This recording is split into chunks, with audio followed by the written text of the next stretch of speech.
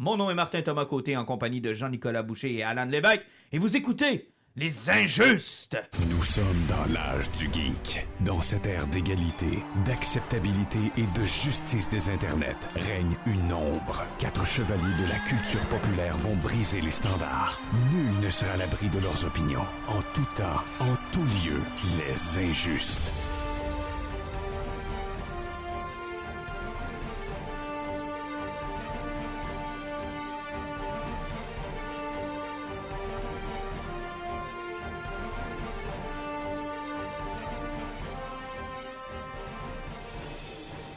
Messieurs, bonsoir. Hey, bonsoir. Bonsoir! Oh! Ils sont revenus! Il est en présentiel, mesdames et messieurs, pour un soir seulement, Jean-Nicolas Boucher. Reçoit et se déplace sur demande spéciale. Oh, donc messagerie privée sur Facebook et on reçoit le numéro de téléphone. Ouais, vous écrivez aux Absolument. Injustes, puis c'est moi qui va faire. Mais je suis content de te voir, Jean-Nic, comment vas-tu? Ça va très bien, je suis content de voir aussi les boys. Ben moi aussi. Ben, Alan, je suis content de te voir pareil, là, mais... Non, j'ai compris. Non, mais... C'est pas ça, Correct. non, C'est bon. c'est pas Je ça. voulais jaser. Ça tombe bien, j'ai une petite toux que je peux partager. Fait que... On n'a plus le droit de dire ça encore en 2022 aussi, tu sais. excuse. Hein, Ah, non. J'ai On Frank est sur la en deuxième élection, ligne. là. On est en Non, élection. on est plus On n'est pas en élection. Non, Noël. T'as-tu fêté Noël hier? Parce que tu pourras pas le refêter. Ça achève. Ça achève. Hey, salutations, je suis content de voir les boys. Puis on a tellement de choses à jaser. Hey, on va se le dire, c'est un gros automne pareil, là. Dans le monde du geek, dans les sorties, que ce soit cinéma, télé, comics, livres, il y a beaucoup de stock. J'en perds mon latin, puis j'ai même perdu du temps. Tes fins de semaine ressemblent à quoi, Alan? Juste dans la dernière semaine, je me suis tapé le premier omnibus de New 52 Justice League. Là, j'ai commencé le deuxième, donc ça fait beaucoup de comics. Ça. J'ai vu ça sur parenthèse avant qu'on commence notre menu de l'émission, parce que moi je les ai lus, Justice League New 52. T'es lu aussi, je pense, Je Jean-Nic? suis en train de les relire. Je t'es en train suis de les Alan relire? avec l'omnibus. Ok, êtes-vous rendu à Forever Evil? Ou, J'ai commencé Forever Evil. Mais quelle style belle run pareil, hein? Ça, c'est du génie. Tu rends une force ennemie qui est tellement puissante que la Justice League se fait annihiler et t'as Lex Luthor qui fait comme, oh, minute, le méchant alpha, c'est là qui va régner sur la planète Terre, c'est moi, puis c'est pas un autre cave. Ah non, puis c'est incroyable comment cette série-là était facile d'approche, facile à suivre, avec un arc narratif qui était défini. Moi, j'ai eu du fun dans cette série-là, beaucoup. Et moi, à le relire, parce que ça fait quand même plusieurs années que je ne m'y étais pas attardé, c'est fou à quel point l'univers du DCU s'est inspiré de cette run-là. Oui. Particulièrement, tu sais, dans Justice League, la première apparition de Wonder Woman, la manière que Green Lantern est caractérisé, Superman par rapport à Batman, il y a littéralement des scènes qui sont calquées. La première fois qu'on voit Batman, il poursuit un Parademon comme dans la version ultime de Joss Whedon. Oui. Et puis, de toute façon, même me fais pas les, d'amis. les origines de Cyborg, le lien avec son père. Ouais. Ouais, il y a beaucoup de choses qui sont inspirées de ça. Puis là, vous allez arriver dans ce que moi j'ai adoré, le Dark Side War. Moi, j'avais tripé sur cette run-là. Je Moi, ne suis jamais rendu là. J'ai lu le Dark Side War, mais à part, sans voir tout ce qui touchait à l'alentour du New 52, c'est que si t'as pas de connaissance du New 52, tu lis cette guerre-là. C'est bizarre, hein? C'est plutôt compliqué. Mon Dieu, j'ai perdu mon micro. Oh non. Bon, je suis de retour. Mais moi, j'avais vraiment apprécié. Puis j'étais comme toi, j'avais pris le Dark Side War Omnibus à part. Puis quand je me suis rendu compte qu'il me manquait une bonne partie de la run, c'est là que je l'ai rattrapé en TP. Et honnêtement, à tous les auditeurs, là, vous avez le goût de suivre un arc narratif. Là. Vous avez le goût de vous taper du Justice League, mais sans avoir les 120 ans de DC en arrière de vous, là. Cette run-là, c'est ce qui se rapproche le plus, je pense, de ce que Marvel avait fait avec Ultimate. Oui, exactement, parce que, tu sais, ils prennent les héros principaux, puis ils représentent tout là-dedans. C'est parce que Green Arrow est pratiquement présenté là-dedans. Les origines de Superman sont presque là-dedans aussi. Batman et Green Lantern qui se rencontrent pour la première fois, c'est là-dedans. Oui, Batman qui vole sa bague, c'est Sans tellement qu'ils s'en rare, rendent ça. compte. Ouais. Puis la plupart des héros, c'est leur première interaction. Même la plupart pensent que Batman n'existe pas. Il rit lui parce qu'il n'a pas ses pouvoirs. C'est vraiment une bonne introduction. Puis c'était quand même tout qu'un team-up pour l'époque. Là. Jeff Jones qui écrit et Jim Lee qui dessine. C'est quand même deux gros canons. Là. Mais en même temps, c'est quand je vous dis que c'est le plus proche qui se sont rapprochés de Ultimate, c'était ça, là, le thinking derrière New 52, c'était on va arrêter de s'éparpiller, on va se mettre 52 books, On va refaire un univers dans lequel il n'y a plus rien qui se suit. Tout ce que vous avez lu n'existe plus. Ils sont plus jeunes, sont au début de leur carrière. Suivez-nous, vous allez avoir du fun. L'erreur qu'ils ont faite, Marvel avait... Je pense que l'erreur qu'ils ont faite, c'est avec Grant Morrison. Il était supposé de faire 6 numéros de Superman. Ils l'ont monté à 18. Il y a eu des problèmes de chronologie. Et Superman et Action Comics ne se suivaient plus. Et le personnage est devenu une catastrophe. C'était terrible. C'était le pire Superman de l'histoire de l'univers. Il était coquille, il était insultant, il avait était trop baveux, de pouvoir. il avait trop de pouvoir. Il y a des trucs qui fonctionnaient comme, tu sais, la run de Scott Snyder avec Batman est vraiment C'est géniale, puis elle se lit indépendamment. À l'époque, il y avait aussi, Scott Snyder faisait aussi Swamp Thing, puis parallèlement, Jeff Lemire faisait Animal Man, et les deux sont des bons amis, puis ils se parlaient de ce qu'ils voulaient faire avec les personnages, puis c'est là qu'ils ont apporté le pouvoir du Green, puis il y a un arc qui se croise. Fait que pour certains des numéros, en fait, ça faisait du sens, mais le gros problème, c'est encore la ligne éditoriale. Ils savaient pas vraiment où aller, puis les auteurs se parlaient pas tous. Mais le Suicide Squad était écœurant sur New 52, soit dit en passant. Justice League of America avec Trevor, c'était pas terrible. Non, mais il y avait des hauts, des bas, mais moi je pense que l'erreur qu'ils ont fait par rapport à Ultimate, par exemple, c'est que si t'étais pour starter un nouvel univers, t'étais pas obligé de déploguer l'univers de tes autres lecteurs. Ouais. C'est... Il aurait pu faire ça en parallèle. Puis y aller book par book plutôt que tout rebooter en même temps. Il y avait aussi la sémantique du 52 avec à peu près 52 séries par mois. C'était insuivable. Là. C'était insuivable. Mais il y a encore des bijoux. Là. Des fois, j'achète encore des singles de temps en temps des séries qui ont sorti à l'époque. Puis quand tu lis les publicités qu'il y avait dedans, là, quand tu checkais le listing de trade paperback qui va sortir à un mois, là, ça frôlait la dizaine. Aïe, ça n'a pas de bon sens. Là. Mais tu sais, quand Marvel ont sorti Ultimate, ils ont fait quoi? Ultimate Spider-Man, Ultimate X-Men.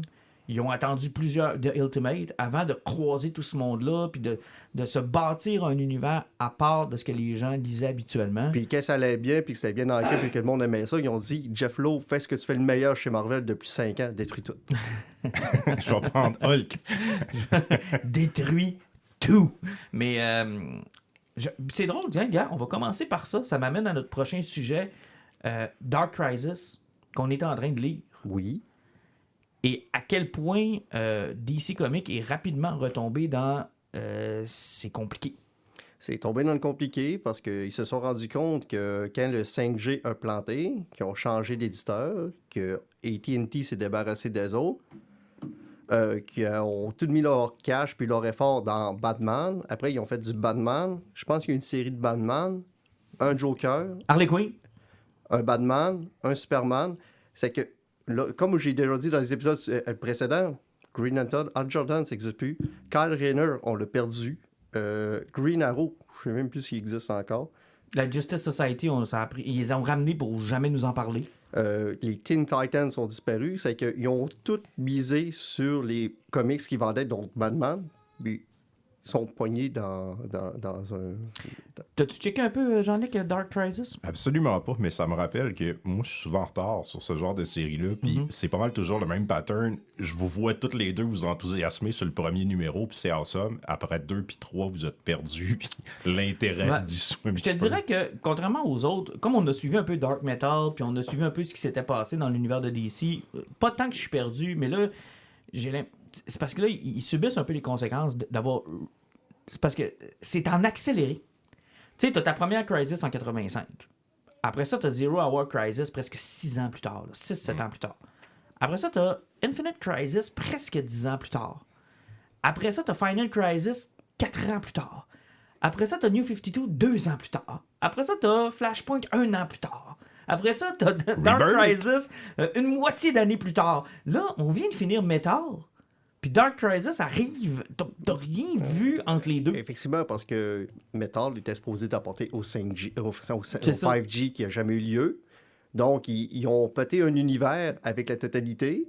Ils ont comme scrappé le multivers au grand cas. C'est que l'omnivers n'existe plus. Donc, les multivers, je pense qu'il reste peut-être 2 ou 3 terres à peu près, au maximum. Là. À peu près.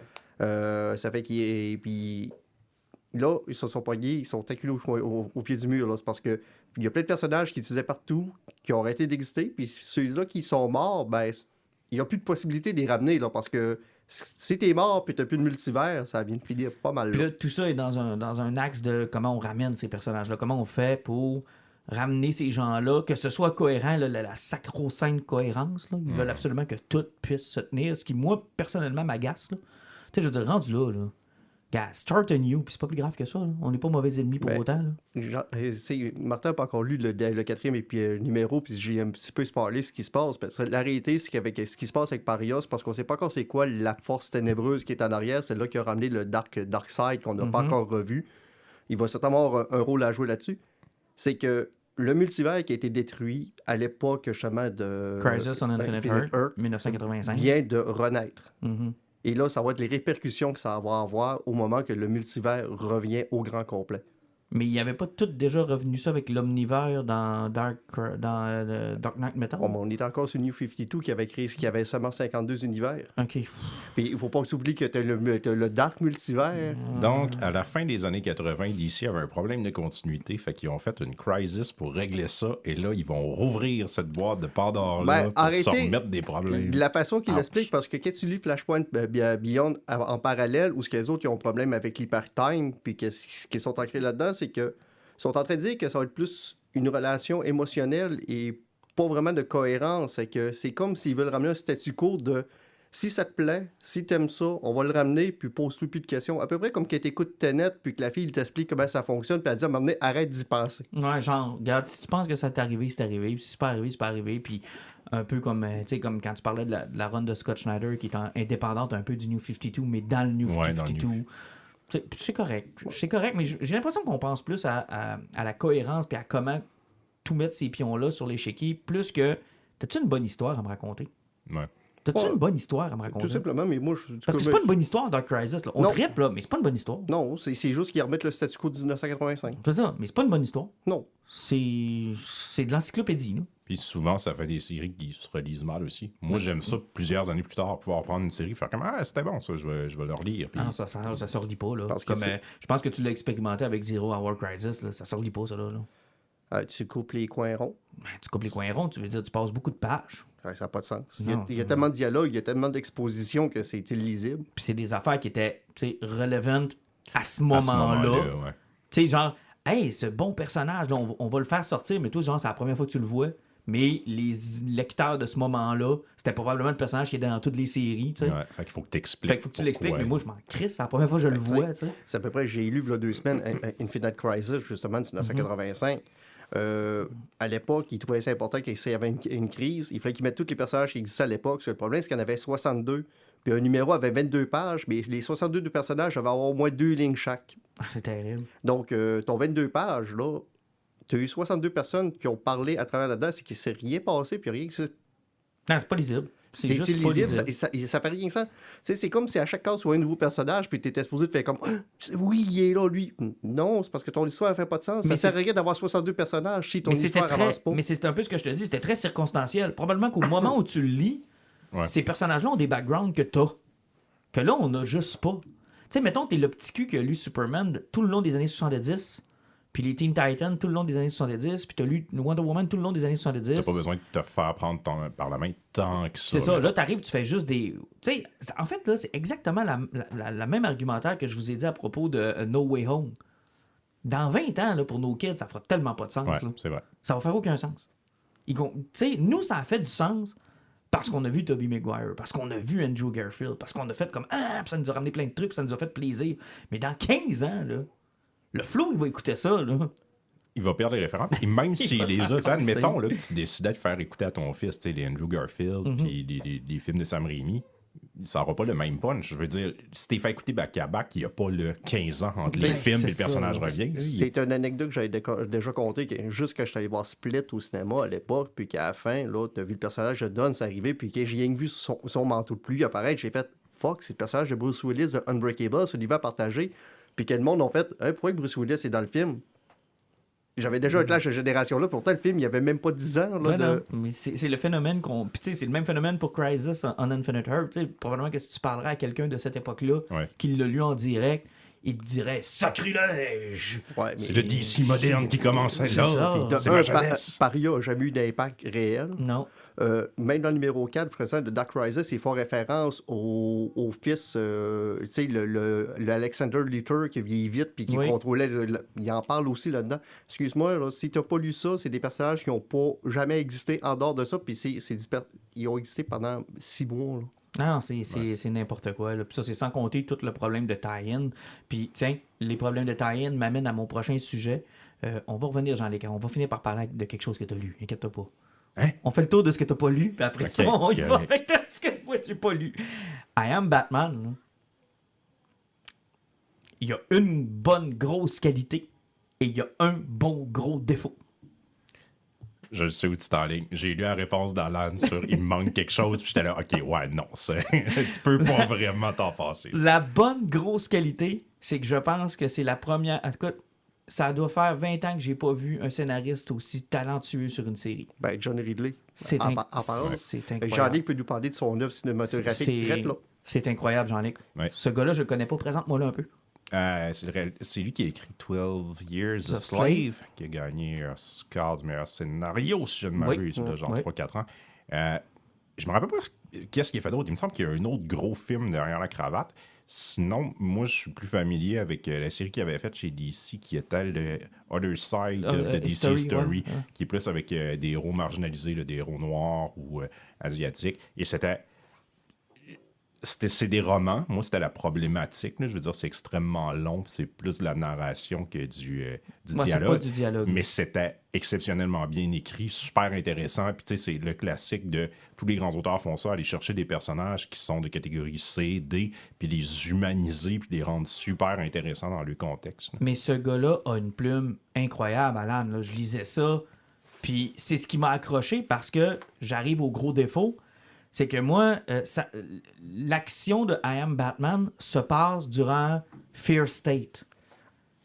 Suite à Future State, puis ça s'entremélange parce que faut juste comprendre que dans Batman, on a joué à C'est Star vrai, Wars. t'es dans les 6 numéros qui l'amènent jusqu'à New York. T'étais C'est pas ça. encore rendu à Je New suis pas York. encore à New York. C'est le bout qui me manquait. Et là, on est dans vraiment là, on est dans l'espèce de tableau parce que Batman ont décidé de la jouer Star Wars. Ils nous ont présenté la fin dans Future State avec The Next Batman puis Dark Detective. Ouais, The Next Batman était justement l'avènement du I Am Batman. C'est ça. Puis ce qui était cool, c'est que il n'y avait pas d'introduction, on savait pas d'où il venait, pourquoi il faisait ça. On connaissait un peu le personnage qui était un personnage obscur de la famille Fox. On l'a amené là.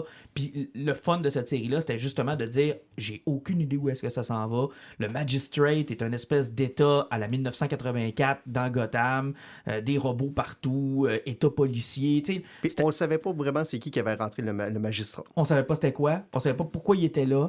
Puis honnêtement, là, Les magistrats, c'est-tu des robots? c'était là? des robots, là. Puis t'avais Ok. c'est une espèce C'est- de police privée. là. C'est Fear State, dans le C'est fond. ça. là. C'est ce que j'ai lu dans Nightwing. Ben, ok. c'est ça, parce que ce qui est intéressant, c'est ça. C'est qu'ils nous ont présenté Future State, dans lequel ils nous ont dit voici la conclusion. Voici comment le futur est si on se dirige vers ça. Puis tout de suite après, ils ont commencé Fear State. Fait que là, ils nous ont reculé pour nous parler des origines du Magistrate, de I Am Batman. Puis... Sauf que moi, Fear State, là, je l'ai fini uniquement dans Batman. Puis ça fait quand même un petit bout que j'ai fini ça. Là. Ah, il a fallu que j'y rappelle parce que moi, j'ai le problème inverse que j'ai commencé à lire The Next Batman, puis qu'ils ont présenté de la famille Fox, puis qu'ils ont parlé de la sœur justement de Jace qui était à l'hôpital dans le coma, puis que pourquoi la femme de Lucius a été décidée de partir contre les Vigilantes. Il a fallu que je fasse beaucoup de recherches pour savoir que Punchline avait fait une attaque contre la famille Fox, puis il avait failli les décimer au grand complet, mais c'était la fille qui était rentrée d'un coma très profond puis qui a failli mourir. Puis là, il y a toute l'histoire de Scarecrow qui est mêlée à ça dans Fear State, Parce avec que- le Magistrate. Pour donner le trait précis, c'est Joker War de Ouais, Batman. c'est ça. C'est Joker Wars a terminé, puis Fear State a suivi. Ok. Puis là, c'était vraiment... Puis là, tu sais, il y avait besoin d'une police privée. Fait que là, il y avait un pouvoir parallèle à la police de Gotham. Puis ça se monte comme ça, tranquillement, pas vite. Le Fear State me situé, là, ça commence avec James Tynion, dans le fond. Quand il a Exactement. commencé son Ah, c'est Batman. toute sa run de James Tynion, en Ok. fait. Joker War inclut, je pense, James Tynion. Je pense que c'était la préface, effectivement. Exactement. Puis je vous en avais parlé plusieurs fois de cette run-là en vous disant que c'était magnifique. C'était une super de belle run. Un des gros problèmes de cette run-là, c'est qu'on était beaucoup dans la technologie puis dans ce que j'appelle le high Iron Man problème, là. Ouais, les armures, les guns qui lancent des lasers. Puis les solutions, genre mon iPhone, je le pitch à terre, puis il y a de quoi qui arrive, puis j'ai un gros Christy de truck qui fait tout, puis j'ai un gros Christy de... Puis là, j'ai des nanorobots, puis là, j'ai du sang qui se transforme, puis là, tu sais, là, on était beaucoup dans le cyberpunk, c'était très plein de néons, avec, comment est-ce qu'elle s'appelle, là, Miracle Molly, puis sa gang de techno qui étaient des humains augmentés, un peu genre la fille dans Terminator 6, là. Okay. Genre, on était beaucoup là-dedans. Puis c'est correct pour une run. Puis je pense que c'est pour ça que le prochain auteur qui est sur Batman a fait comme wow. On va se reculer là-dessus parce que sérieusement, cet univers-là néo-gothique, si vous l'avez aimé, suivez la série. C'est du manga, c'est en noir et blanc de Gotham. Mm-hmm. C'est que ça, c'est vraiment plus loin dans le future state, ça avait vraiment existé. Ça fait que si vous voulez voir des. Justement, si vous avez joué à Cyberpunk, n'importe quoi, puis vous aimez ce genre d'univers-là, Gotham, c'est 16 numéros juste de ça. Mais moi, j'aime ça quand on applique des genres à Batman. Tu sais, on fait un western, ou on fait un apocalypse, ou on fait... Moi, j'ai pas de misère avec ça, ça me dérange pas. Mais là, c'était le temps qu'on sorte de ça, parce qu'on a un peu dénaturé ce que c'est Batman, là. Puis c'était un peu ça mon problème avec Fear State. Puis là, je sais que le nouvel auteur, semble-t-il que c'est vraiment très très bien. Là. J'ai pas encore reçu les... Chip Starsky. Ouais, ça a l'air que c'est très bien. Ça n'a aucun sens que c'est bon. J'ai pas encore tombé sur le premier trade. Là. Ben, c'est normal, il y a 4 numéros de sortie à peu près. C'est ça, là, mais ça a l'air que c'est très très bien. T'es en train de le faire? Oui, j'ai eu le numéro 127 hier que j'ai pas encore lu. J'ai les 3 premiers numéros de lu. Mais c'est plus terre à terre. Ben, ça n'a aucun sens. Ça repart à terre au grand complet. Ouais, ça va faire du bien. Là. Pas que j'ai haï ça, là. Mais un peu comme, tu sais, je vais te faire une référence, Jean-Nic, que tu vas comprendre. À la fin de la run de Scott Schneider. Oui, là, on était rendu loin dans avec l'espèce d'homme plante dans le futur. Puis l'armure de James Gordon. Ouais. Puis, non, je sais, c'est ce que j'avais en tête. Puis moi, je l'ai lu la fin de Fear State, mais par Nightwing. Fait que, tu sais, je suis familier un peu avec ce qui se passe, puis c'était qui les intervenants. J'ai essayé un 3 numéros, mais en tout cas, ça me donnait le punch.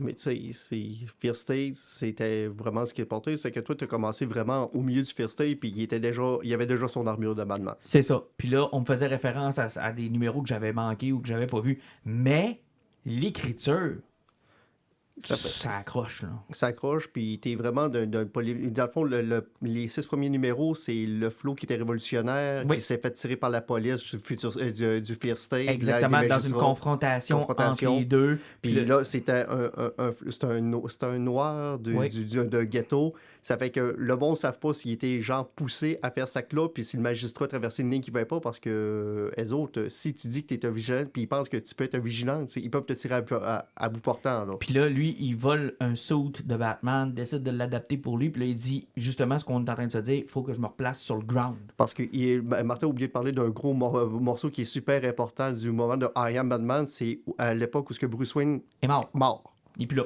Il n'y a plus de Batman. Okay. Donc lui, là, il se prend une motocyclette, un costume pour faire du fight. Puis là, il y a toutes sortes de moments qui sont super intéressants, des moments clés de la mythologie de Batman, comme disparaître après avoir fait quelque chose, mais lui, il disparaît pas. Fait que là, la police fait comme... D'habitude, tu t'en vas. T'es encore là. Ouais. Ben ouais. OK, mais pourquoi tu t'en vas pas? Pourquoi? Ben, d'habitude, tu t'en vas. Puis là, tu sais, ça donne plein de moments comme ça qui sont vraiment, vraiment, vraiment intéressants. Là, tu sais. Mais l'écriture, pour moi, est le point fort de cette série-là. Puis, sérieusement, j'aime beaucoup l'armure parce que finalement, c'est une armure prototype de Bruce Wayne qu'il a trouvé. Donc, son blindage est avancé, sauf que c'est un mix de Batman et de Nightwing. Parce que les Billy Club de Nightwing sont dans ses poignets puis il peut les éjecter. Ah, c'est vraiment cool. Puis ça donne des moments qui sont vraiment intéressants. Les séquences d'action sont incroyables. Les séquences d'action, puis le face mask, parce que vraiment intéressant. Vu qu'il est noir et il veut se faire passer pour Batman, il n'a pas besoin de cacher sa bouche. C'est vraiment intéressant. L'as-tu lu le premier numéro, ce qu'il enlève? Oui, pour lui montrer que c'est... Sérieusement, à un moment donné, il est en train de pogner les truands, puis il est massacre, puis il y a le gars fait comme, ouais, je massacre, peu importe ce que ça fait, tu me tueras pas, t'es Batman. Puis ce qu'il fait, c'est qu'il pogne son faceplate, il l'enlève, puis le gars voit que c'est un noir qui est en dessous, mais le gars, il pogne une chienne, mais une chienne totale.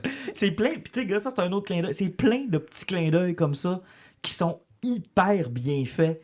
Puis qui sont le fun. C'est cool, Bruce Wayne. Là. J'ai rien contre Bruce Wayne. Mais une autre dynamique, une autre motivation pour un personnage de Batman, je trouve ça vraiment intéressant. Oui, puis effectivement, puis John Ridley, comme Jean-Nic te parlait avec son film sur le 12 ans des esclaves, c'est un gars qui apporte toujours d'avant le problème du racisme aux États-Unis, puis même qu'on peut avoir mondial, les problèmes des ghettos qu'on peut avoir, l'esclavagisme qu'il y a eu. Et ce qui est le fun, vu que c'est un auteur de talent, puis qui sait que ça va, c'est qu'il est capable de nous emmener ce problème-là en BD. C'est pas lourd, c'est bien, c'est intelligent quand c'est apporté, puis tu sens pas que c'est forcé parce que c'est un bon auteur. C'est ce que j'allais te dire. Tu sais, on parle beaucoup de diversité, mais il est la preuve qu'on est capable de le faire intelligemment, puis d'intéresser tout le monde à ça. Effectivement. Puis de pas faire l'effet contraire souvent qui arrive quand on essaie d'en forcer dans la gorge des gens. Ils ont fait un Batman noir. Ils ont fait exprès, c'est pourri, il n'y a pas de backstory, c'est quoi le rapport? À peu près comme John Kent se fait carrer présentement. Parce que sa bisexualité, beaucoup de monde ont l'impression qu'elle a été forcée. Elle n'amène rien. Au niveau narratif, ça n'avait pas de sens parce qu'il venait d'avoir une relation avec Saturn Girl, puis random de même, c'est arrivé. Ça fait qu'au niveau de l'évolution du personnage, on n'a pas su pourquoi ça arrivait. Puis c'est comme si c'était vraiment quelque chose qui avait été demandé directement, puis un auteur n'a pas eu le choix de le faire. En fait, c'est comme si on avait un dé avec tous les personnages dessus. Puis on avait juste brossé. Ça nous prend un bisexuel, alors on brasse le dé. Ah, ça va être le fils de Superman. Mais on a l'impression que ça aurait pu être n'importe qui. C'était pas Tim Drake. Non, mais c'est ça. Mais l'affaire, c'est qu'on a l'impression... C'est ça qui est ils l'ont fait avec la Bat Family, c'est pas Tim Drake. Oui, c'est ça. Ouais. Mais c'est parce qu'on a l'impression que ça aurait pu être n'importe qui. Moi, je veux que tu me dises pourquoi c'est lui. T'sais, pourquoi ce personnage-là? Qu'est-ce que ça lui apporte? Pourquoi tu nous apportes ça? Qu'est-ce que ça amène à l'histoire? Puis pourquoi c'est important? Si j'ai juste l'impression que ça fait 20 ans que c'est les mêmes personnages, puis que là, ça t'en prenait un, puis tu as décidé d'en choisir un dans la gang, puis c'est tombé sur lui, puis qu'il n'y a pas de justification autre que c'est lui, ça me laisse un goût amer, tu sais. Tandis que dans I Am Batman, c'est pas ça qu'on a comme impression. Non, vraiment pas. C'est parce que, tu sais, lui, il a voulu prendre la place parce que sa mère, qu'est-ce qu'elle est en train de faire avec le magistrat, ça n'avait pas de bon sens, puis ça créait des inégalités sociales. Puis il a voulu combattre ça. Non, vraiment, là, moi, je te le dis, si t'aimes cet auteur-là, Jean-Nic, il faut passer par-dessus, par exemple, de la mise à jour. Tu sais, je vous dirais que c'est comme un bon vieil ordinateur. Je vous avouerais que là. je savais même pas que Lucius Fox avait plus qu'un fils. Là. Dans ma tête, c'est lui qui est Batwing. Là. Ouais, t'as Luke, puis t'avais Tim qui est devenu Jace, parce que ça aussi, c'est compliqué, là. Tim, c'est Jace, c'est le Batman. C'est compliqué, là.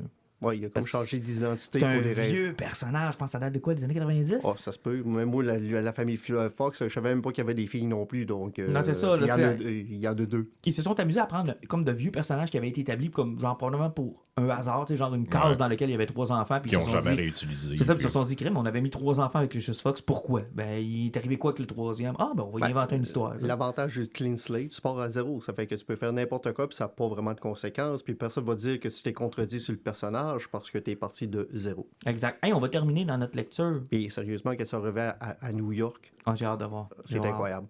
En passant, les TP sont beaux. Hein. Oui, les hardcovers, ils ont vraiment du bon sens. L'art, les dessins, là, sont-tu beaux dedans? C'est magnifique, puis ça donne des beaux volumes d'une bibliothèque. C'est qui pour le fun qui dessine là-dessus, savais-tu? Ça, c'est une maudite bonne question. Je l'ai l'autre base, tu vas aller le chercher, mais je m'en souviens plus. Ça va être moins compliqué peut-être de le chercher sur Internet. Là.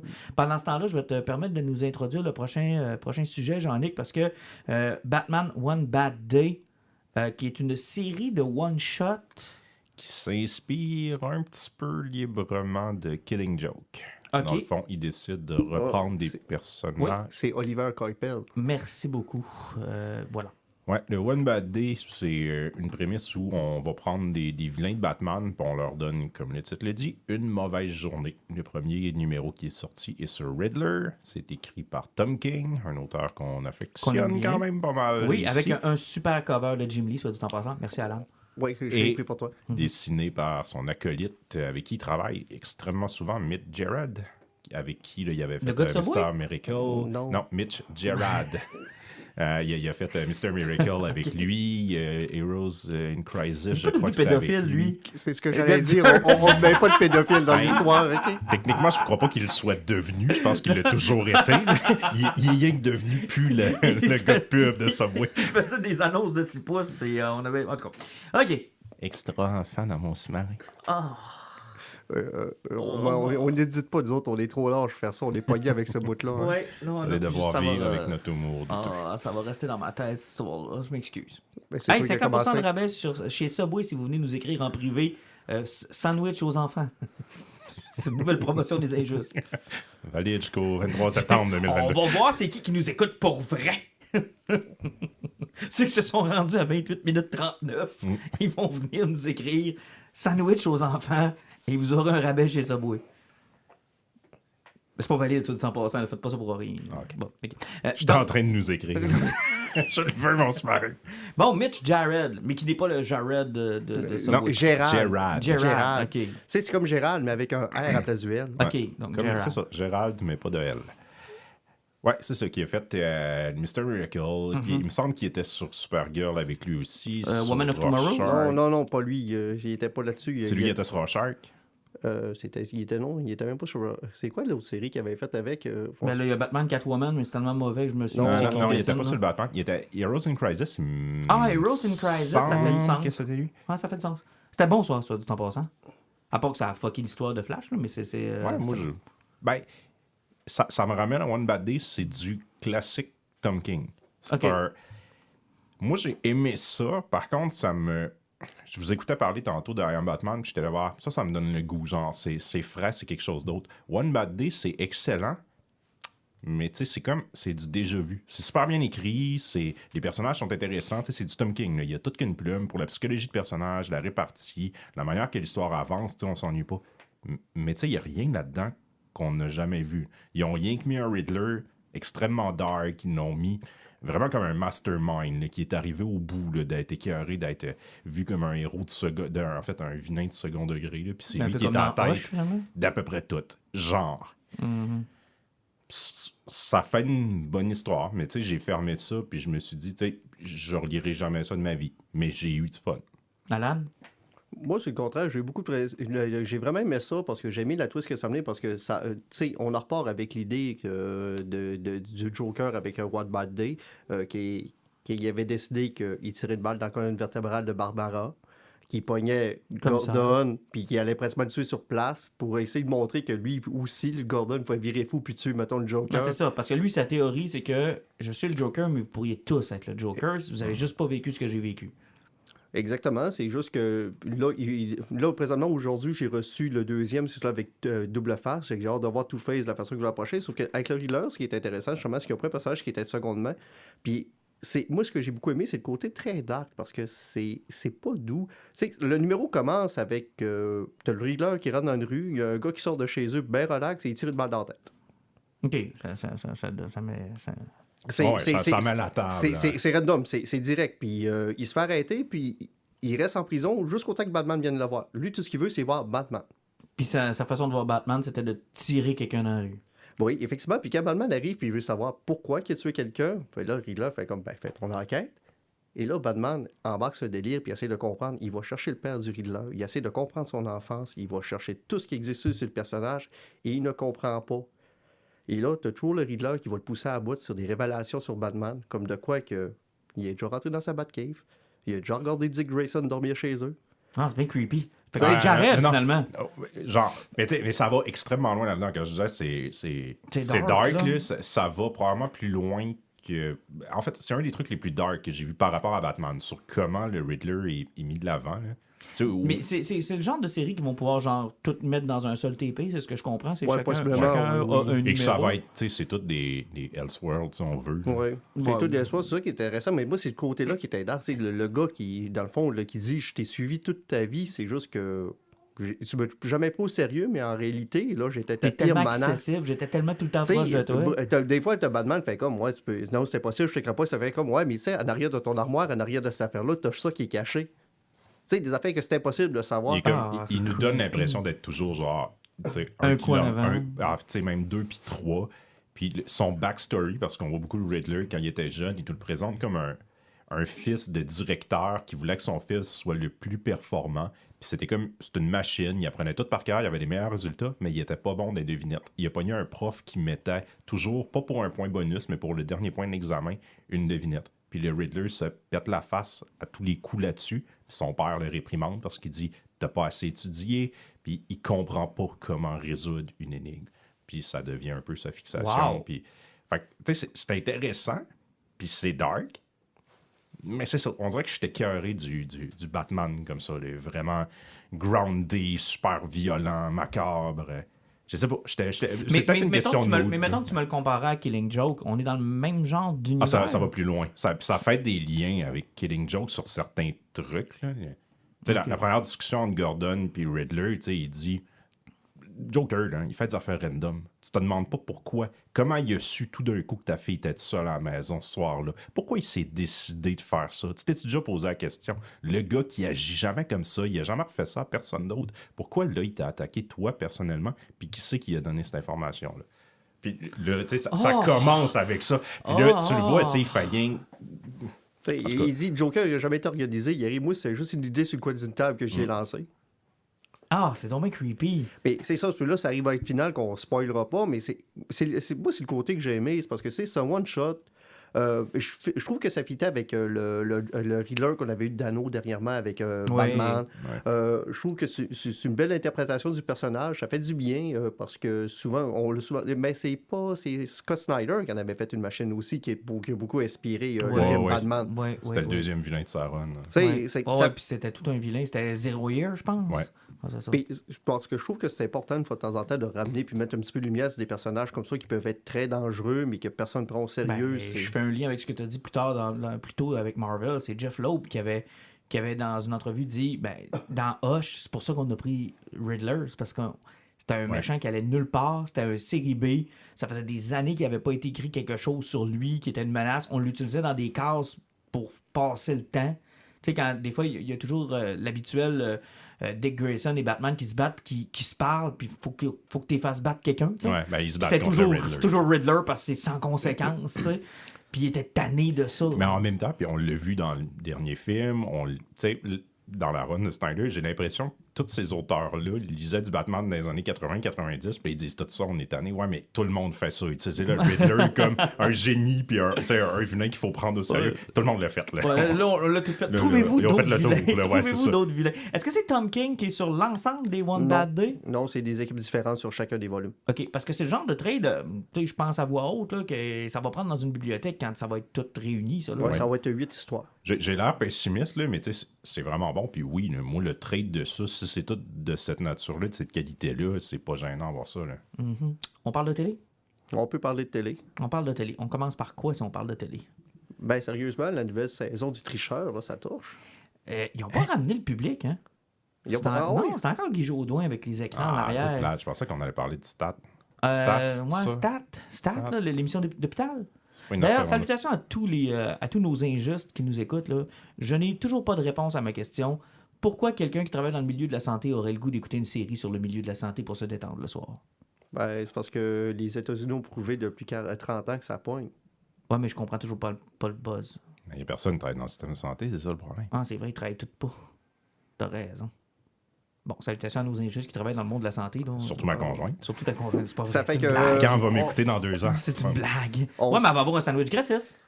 Si elle m'écrit. Ah, oui. Si elle m'écrit, elle a un sandwich. Ça a l'air que Martin va mourir d'une cause naturelle à sa prochaine prise de sang. Tout simplement une prise de sang pour causer sa mort. On me dit que la civière dans le couloir, elle m'attend. Je vais rester dans le couloir même s'il y a de la place à l'intérieur des chambres. Il n'a pas de matelas puis de ressort. Là. Mm-hmm. Non, parlons de télé, plutôt diffusion en direct. Parlons de Andor, Ring of Powers. Parlons un peu de She-Hulk aussi. J'ai le goût de faire peut-être un récapitulatif de toutes ces séries-là qu'on écoute depuis quelques temps. On vous a déjà donné nos premières impressions. Pour Andor, par exemple, on n'en a pas encore parlé, fait qu'on va commencer par ça. Ouais. On commence avec Andor? Ouais. Moi, vu que je connais ton impression là-dessus, je commence par toi, puis après, on va ouvrir la conversation. Alan est déjà tanné. Écoute, Andor, 12 épisodes.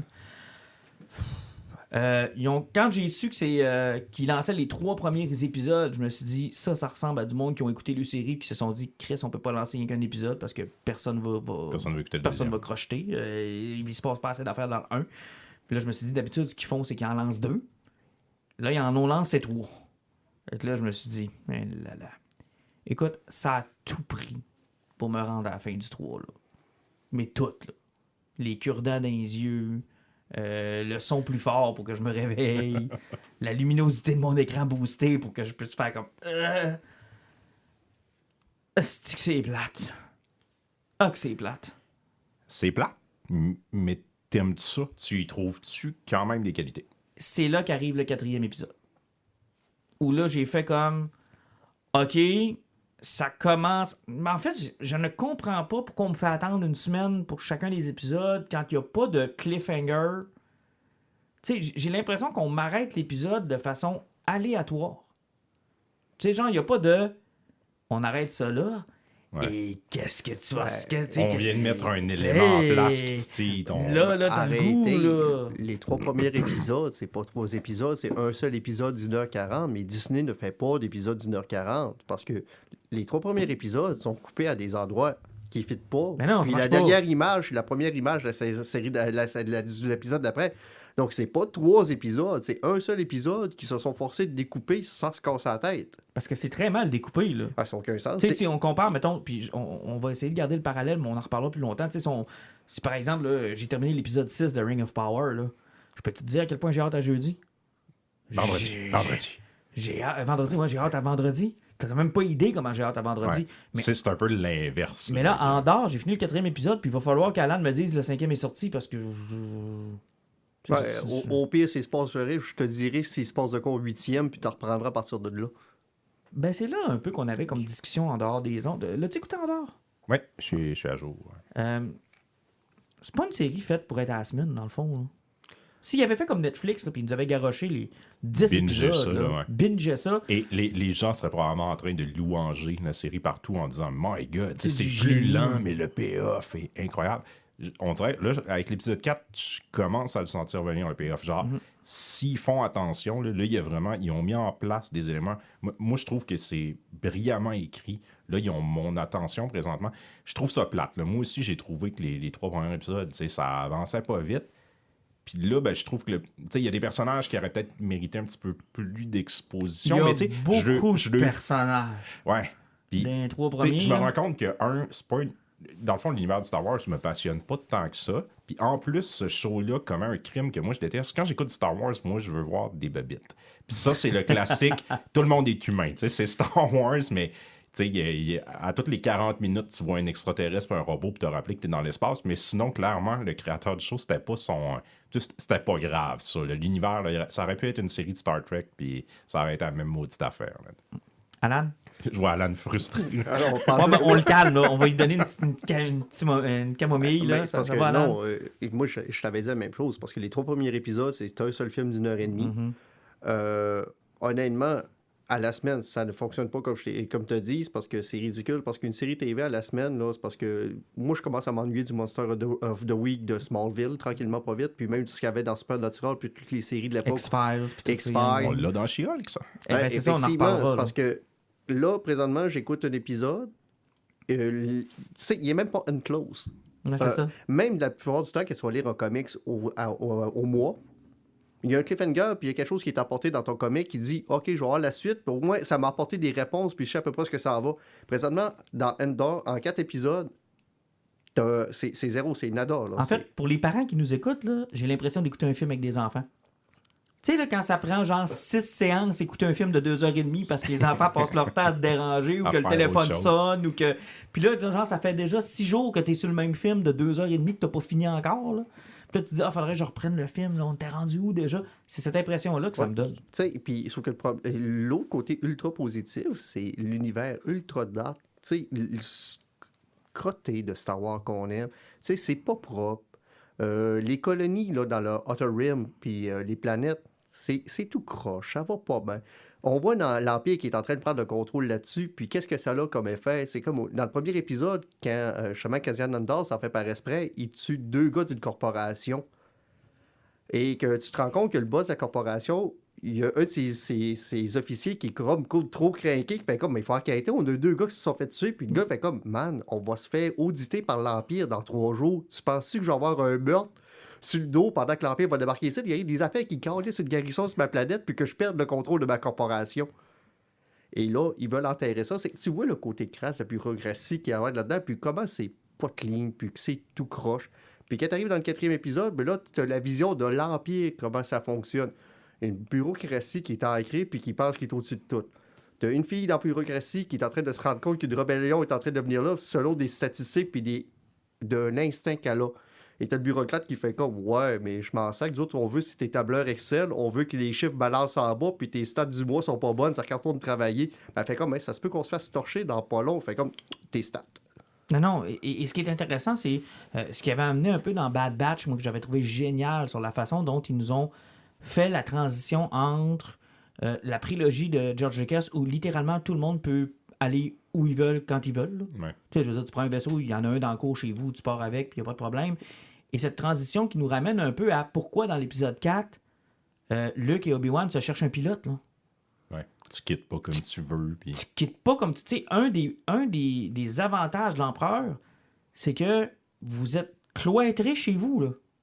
Vous restez sur votre C'est planète. servir parce que tous les vaisseaux sont enregistrés, puis C'est tous ça. les départs des ports sont enregistrés par l'Empire. Tout est barricadé, tout est surveillé, tout est... Mais c'est un peu pour ça que je dis que c'est pas. Tu sais, ça n'aurait pas besoin d'être une série Star Wars parce que fondamentalement, c'est une série à propos d'un gars qui cherche puis qui joint une rébellion pour certaines raisons. Puis tu le sais que ça va devenir tranquillement au cœur de sa vie, puis de ce qu'il veut faire. Puis tu sais, je veux dire, c'est une super bonne histoire. Puis moi, Spoiler, il meurt.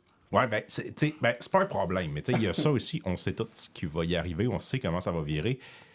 C'est pas comme s'ils nous présentaient l'Empire, comme ça, mon Dieu, comment ils vont faire passer à travers ça. On le sait comment ils vont faire pour passer à travers ça. T'sais, on sait littéralement tout ce qui va arriver dans le futur à ces personnages. Au moins, côté positif, c'est qu'on sait qu'il ne deviendra jamais joyeux et plein d'espoir. Non. Mais Parce que même dans Rogue One, le gars, avec sa gang, il dit on est des assassins. On n'est pas des rebelles, des affaires d'argent, on est engagés pour tuer du monde.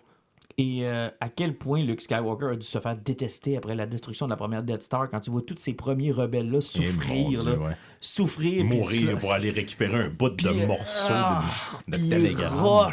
Puis il rush. Puis t'as l'hostie de petit blond qui arrive d'un X-Wing un soir. Puis Bouh! Ouais! À quel point les autres rebelles dans le bas sont faire comme tabarnak, lui, là. C'est de petit calice. C'est sûr. Je pensais à ça tout le long que je voyais ça. J'étais comme les sacrifices, man, pour se rendre à ce moment-là. Pour le côté Star Wars, j'aime pas ça, mais le côté, c'est ça, genre de la politique, puis le côté enquête, puis comment il amène le personnage, comment ça s'appelle, pas Mot Monata, Tu sais, quand on la voit dans son shop, après ça qu'elle amène le gars en arrière qu'il l'amène en arrière pour discuter avec elle. La scène avec son mari, moi j'ai trouvé ça génial. Ou t'as peur pourquoi t'as invité ces hauts placés-là à la maison puis que tu m'as pas avisé. Ben oui, je t'en avais parlé, t'as oublié. Puis là, il y a, tu sais, elle se pogne avec lui, mais il y a aussi l'inconfort d'avoir des gens de l'Empire qui sont assis là. Puis tu sais, c'est comme, moi ça, la tension, puis comment les personnages travaillent, je trouve que c'est vraiment bien écrit. Là. Tu le sens que tu sais où le gars il s'en va, comment il veut t'amener ça. Puis... J'étais tellement content de revoir Coruscant. Mais es-tu belle? Parlant justement des décors, parce que une des grosses qualités de ces séries-là, c'est qu'ils ont lâché les écrans LED, qui a fait qu'à un moment donné, dans Mandalorian, ça commençait à être off un peu. Puis dans Obi-Wan, c'était terrible. Il n'a pas réussi à passer à côté d'une clôture à cause de ça. Puis même un petit mur de feu a bloqué Darth Vader. Puis il a réussi à marcher 3,5 km avec un robot qui était là. Mais attends un peu là, parenthèse. S'il avait mis tous ces efforts-là, puis le budget que je vois dans Andorre sur Obi-Wan, ça aurait été un asti de succès. Pourquoi ils ont fait ça? Pourquoi ils ont pris les deux personnages les plus connus de la trilogie pour leur donner la version cheap, puis ils ont pris Andorre pour en faire une série de Master Race 12 épisodes? Possiblement que Obi-Wan a commencé à tourner avant, puis ils ont fait le mur de la pandémie.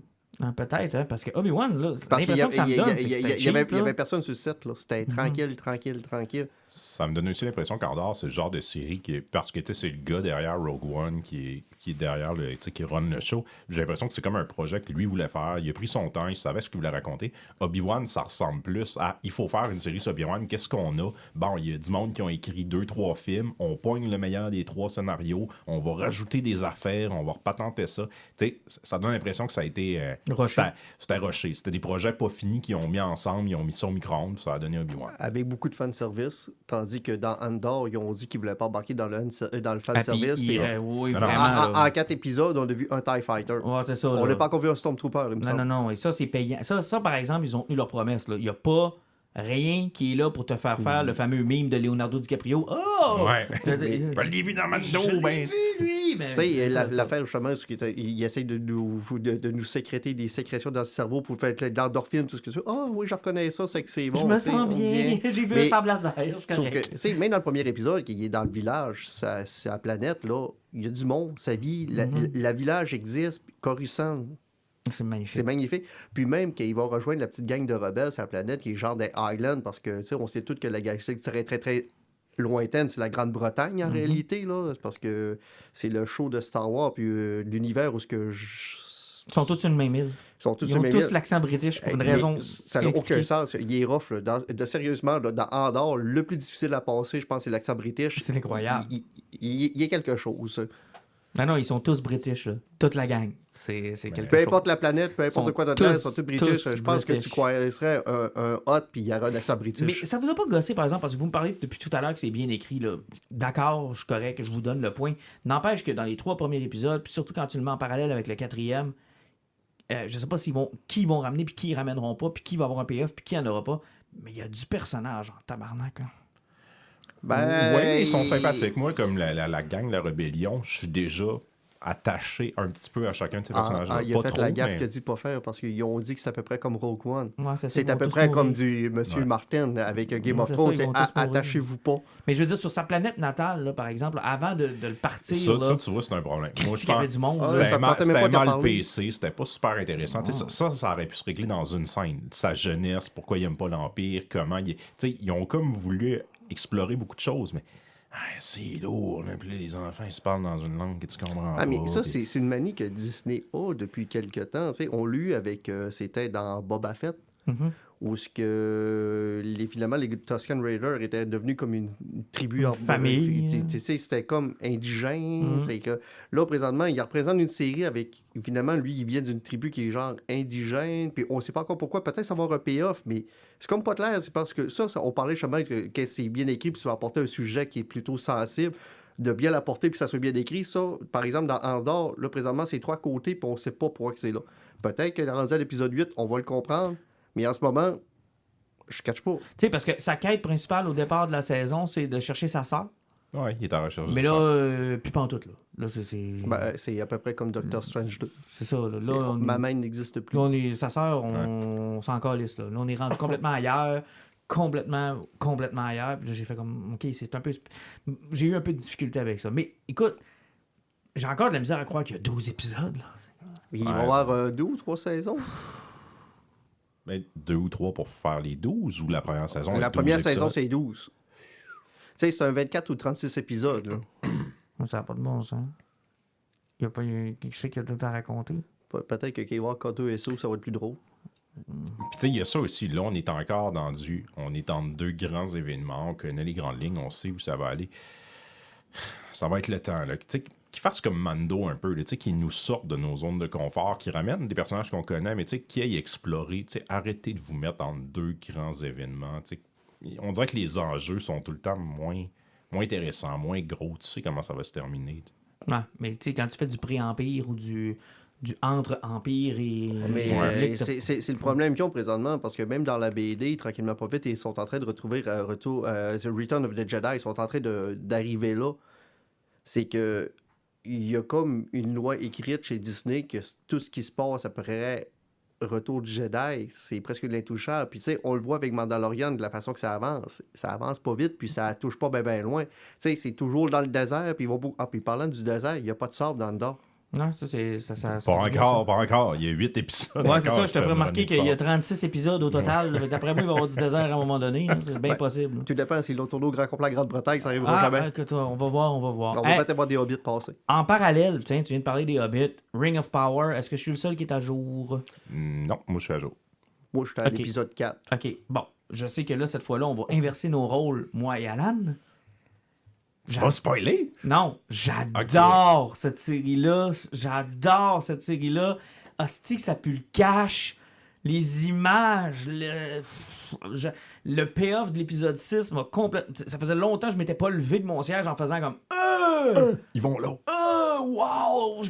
J'avais des théories, mais c'était pas celle-là. Puis celle-là est encore meilleure que ce que j'avais pensé. Puis moi, je suis complètement hooké. Complètement hooké. Moi aussi, oui. J'ai autant d'amour que de... Pas de la haine, mais tu sais, c'est le contraire d'Endor. C'est genre, le pacing est parfait, des gros payoffs, genre du fanservice, là, fois 1000, mais les personnages sont pas creusés, les scènes sont écrites parce que les choses doivent arriver, il y a pas de foreshadowing, c'est limite idiot parfois dans comment les personnages réfléchissent, les actions qu'ils prennent, mais c'est ça. Je vais dire un matin, ça pue le cash. Je suis pas capable de bouder mon plaisir. Tu sais, il y a tellement de stock awesome, tu sais. Il y a plus d'argent que dans un film dans les épisodes. Là, c'est complètement fou. C'est décadent. Là, c'est manger un gâteau au caramel 8 étages avec du chocolat dessus. Là. Vraiment. T'as l'impression que l'argent coule par les speakers. Si tu te penches, là, tu peux ramasser une coupe de 20$. Ça n'a pas de bon sens. Moi, j'aime beaucoup. Puis je sais que ça, c'est quelque chose que les fans détestent, mais ils semblent prendre beaucoup de liberté par rapport à l'œuvre puis les personnages qu'ils vont amener. Et moi, ça me dérange pas. Moi, il y a des affaires que j'aime dans ce qu'ils font. T'sais, j'ai mes théories sur qui sont les personnages, c'est quoi leur finalité. Puis, j'en parle avec un de mes collègues à job. Puis, donc, lui, il est pas d'accord, il voit ça d'une autre manière. Puis, lui, il est un peu plus. Il tripe sur le Silmarillion, les contes et légendes inachevées. Puis, là, il me fait tout le temps, non, ça se peut pas parce que ça arrive pas au 3e âge. Puis, là, j'ai dit, non, man. La plupart des gens sont comme moi. Ils ont lu Seigneur des Anneaux ou non. Ils ont vu les films, ils ont écouté The Hobbit. Et la série s'adresse à eux. Fait que la série, ce qui est important, c'est de faire des liens avec les films et non le lore de Tolkien.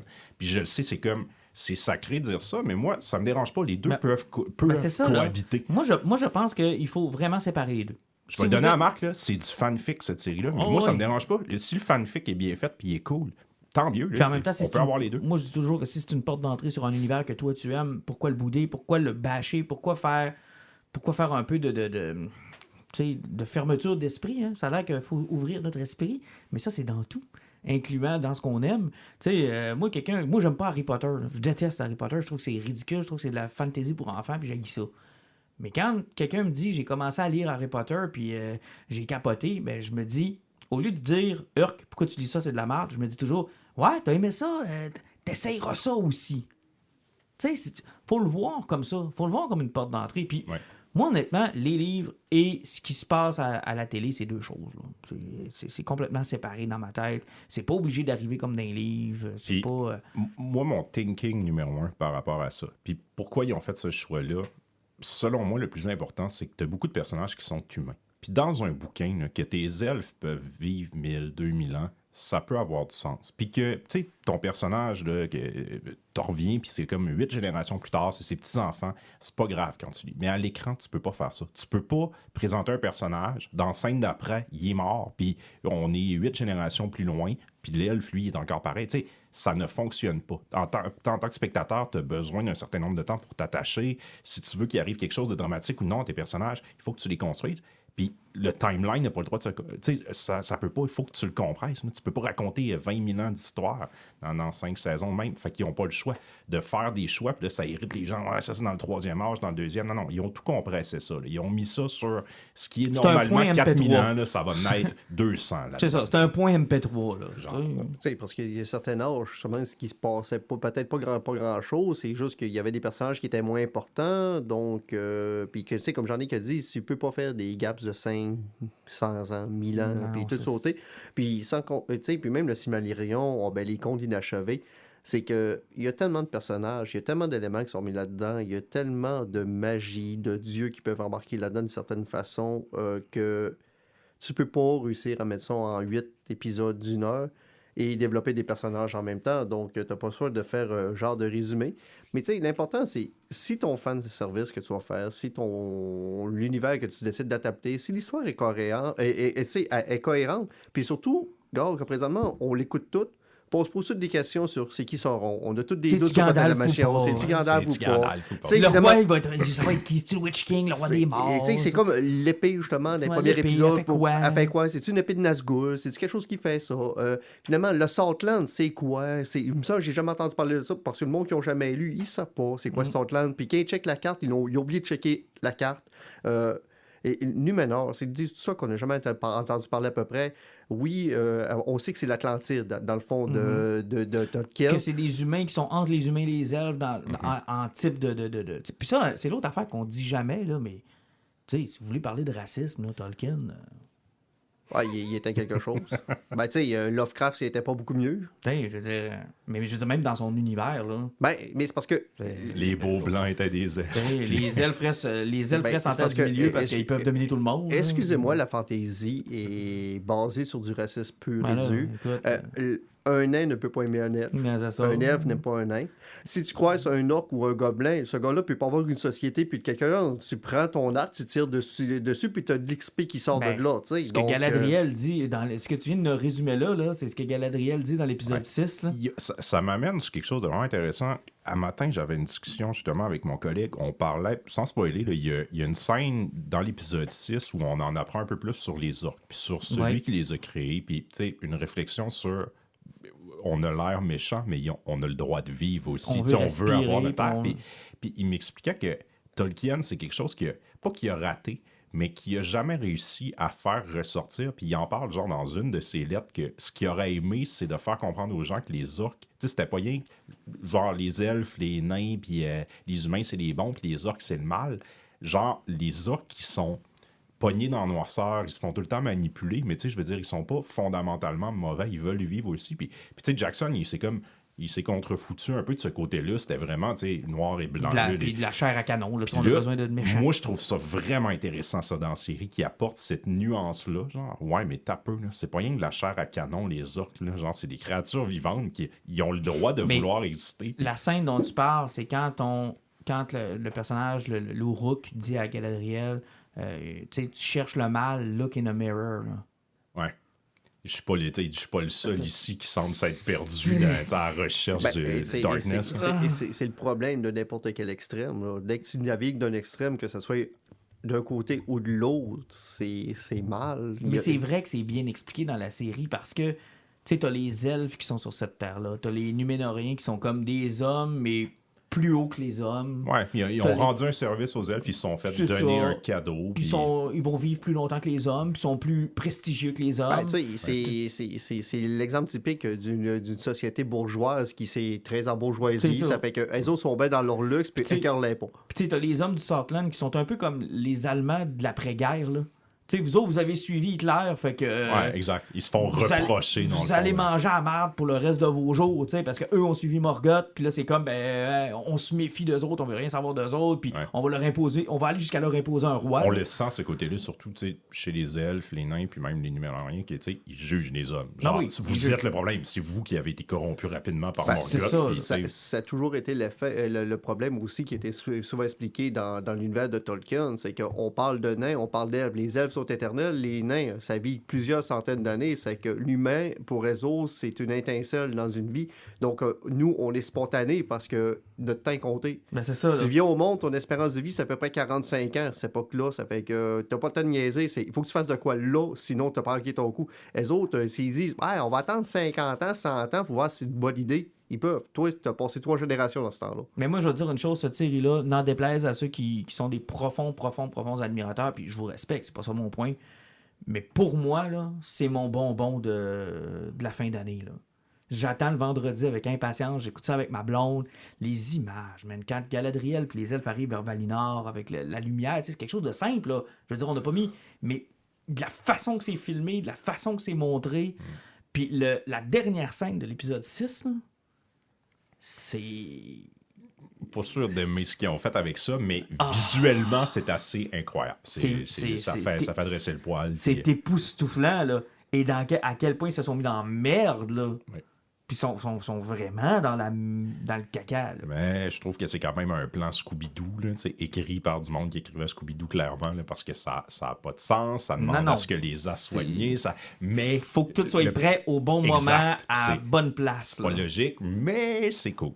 C'est pas logique, mais Galadriel face it all avec son épée, puis ça donne une image qui est spectaculaire. Puis en même temps, dans le Seigneur des Anneaux, c'est, n'en déplaise encore une fois aux puristes, les films nous ont habitués maintenant à ça, à voir du grandiose. C'est aussi une excuse pour voir la Nouvelle-Zélande, voir les paysages, voir les plans, les costumes. Ouais, mais encore une fois, dans le roman, là, dans Le Seigneur des Anneaux, à chaque fois que Tolkien présente des personnages, même la première fois qu'il présente Grandpa, Aragorn, chaque fois, il va y avoir un paragraphe pour décrire que le personnage, même s'il a de l'air taciturne dans son coin, juste à la regarder, tu recules d'un pas en faisant comme... Il y a un aura qui est pas normal. Ce gars-là, il est plus grand que nature et beaucoup, beaucoup, beaucoup plus que ce qui peut paraître. la plupart, Aragorn est présenté comme ça. C'est Boromir qui est là aussi, Legolas, que ce soit tout le monde, il présente toujours ces personnages plus grande nature avec une aura qui a aucun sens. Tu sais que ce gars-là, s'il fait face à un armée, lui tout ça, ça se peut qu'il gagne de la façon qu'il est présenté. Non, j'ai vraiment... Puis moi aussi, je m'amuse avec des théories, j'en ai. Ouais. Ben, Moi, ma blonde, sans on a plein de spoil, théories. mettons, je poserais 2 questions. Est-ce que vous pensez qu'on a vu Sauron dans la série et qui croyez-vous que l'homme tombé du ciel est? C'est les 2 questions, je pense, que tout le monde se pose. Tout le monde se pose les 2 mêmes questions. Et il y a des... Brillamment, il y a des indices laissés qui donnent raison à tout le monde. Ben, la fin de l'épisode 4, la fin du 4e épisode pointe vraiment vers Sauron. Oui. Puis ça, c'est fait par esprit. Oui. Mais tu vois, ben, ça se peut que ce personnage-là soit Sauron, non, mais tu vois, l'épisode 5 commence avec ce personnage-là. Oui, puis honnêtement, c'est vraiment bien fait. Puis il y a aussi le... Là, ils nous ont introduit des personnages qui vont voir le site de l'écrasement. Là. Ils n'ont pas l'air gentils non plus, eux autres-là. Là. Oui. Moi, je pense que ça, c'est genre des disciples de Morgoth. Moi, c'est mon guess, là. Puis eux autres, ils cherchent, ou des disciples de Sauron, là, ils cherchent Sauron. Sauron.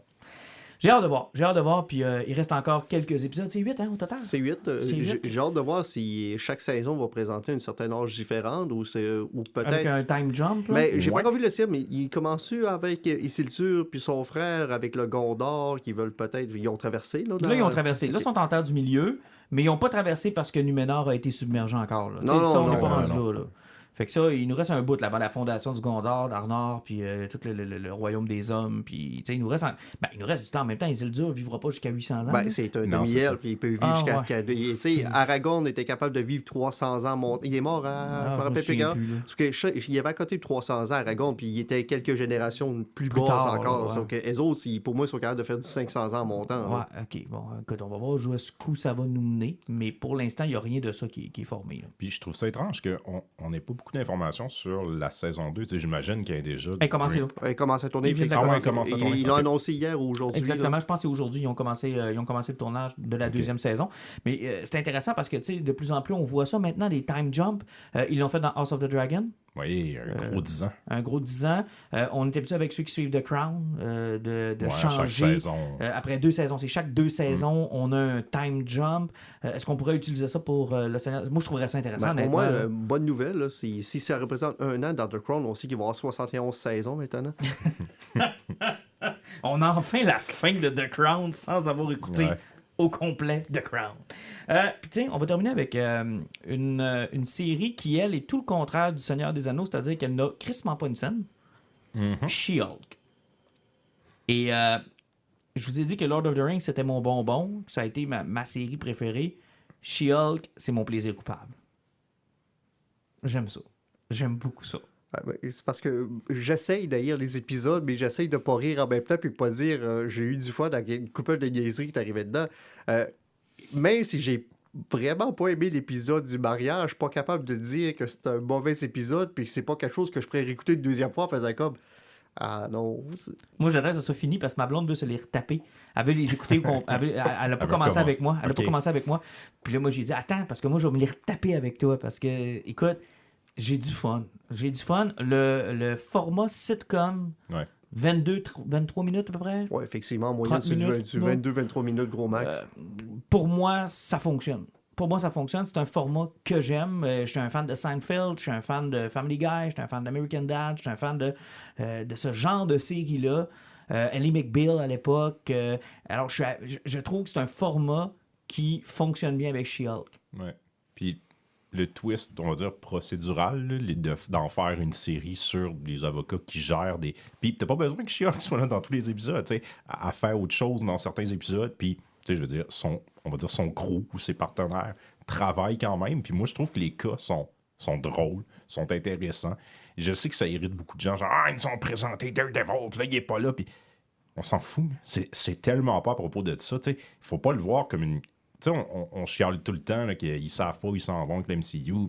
Les séries nous promettent que ça va nous introduire ça.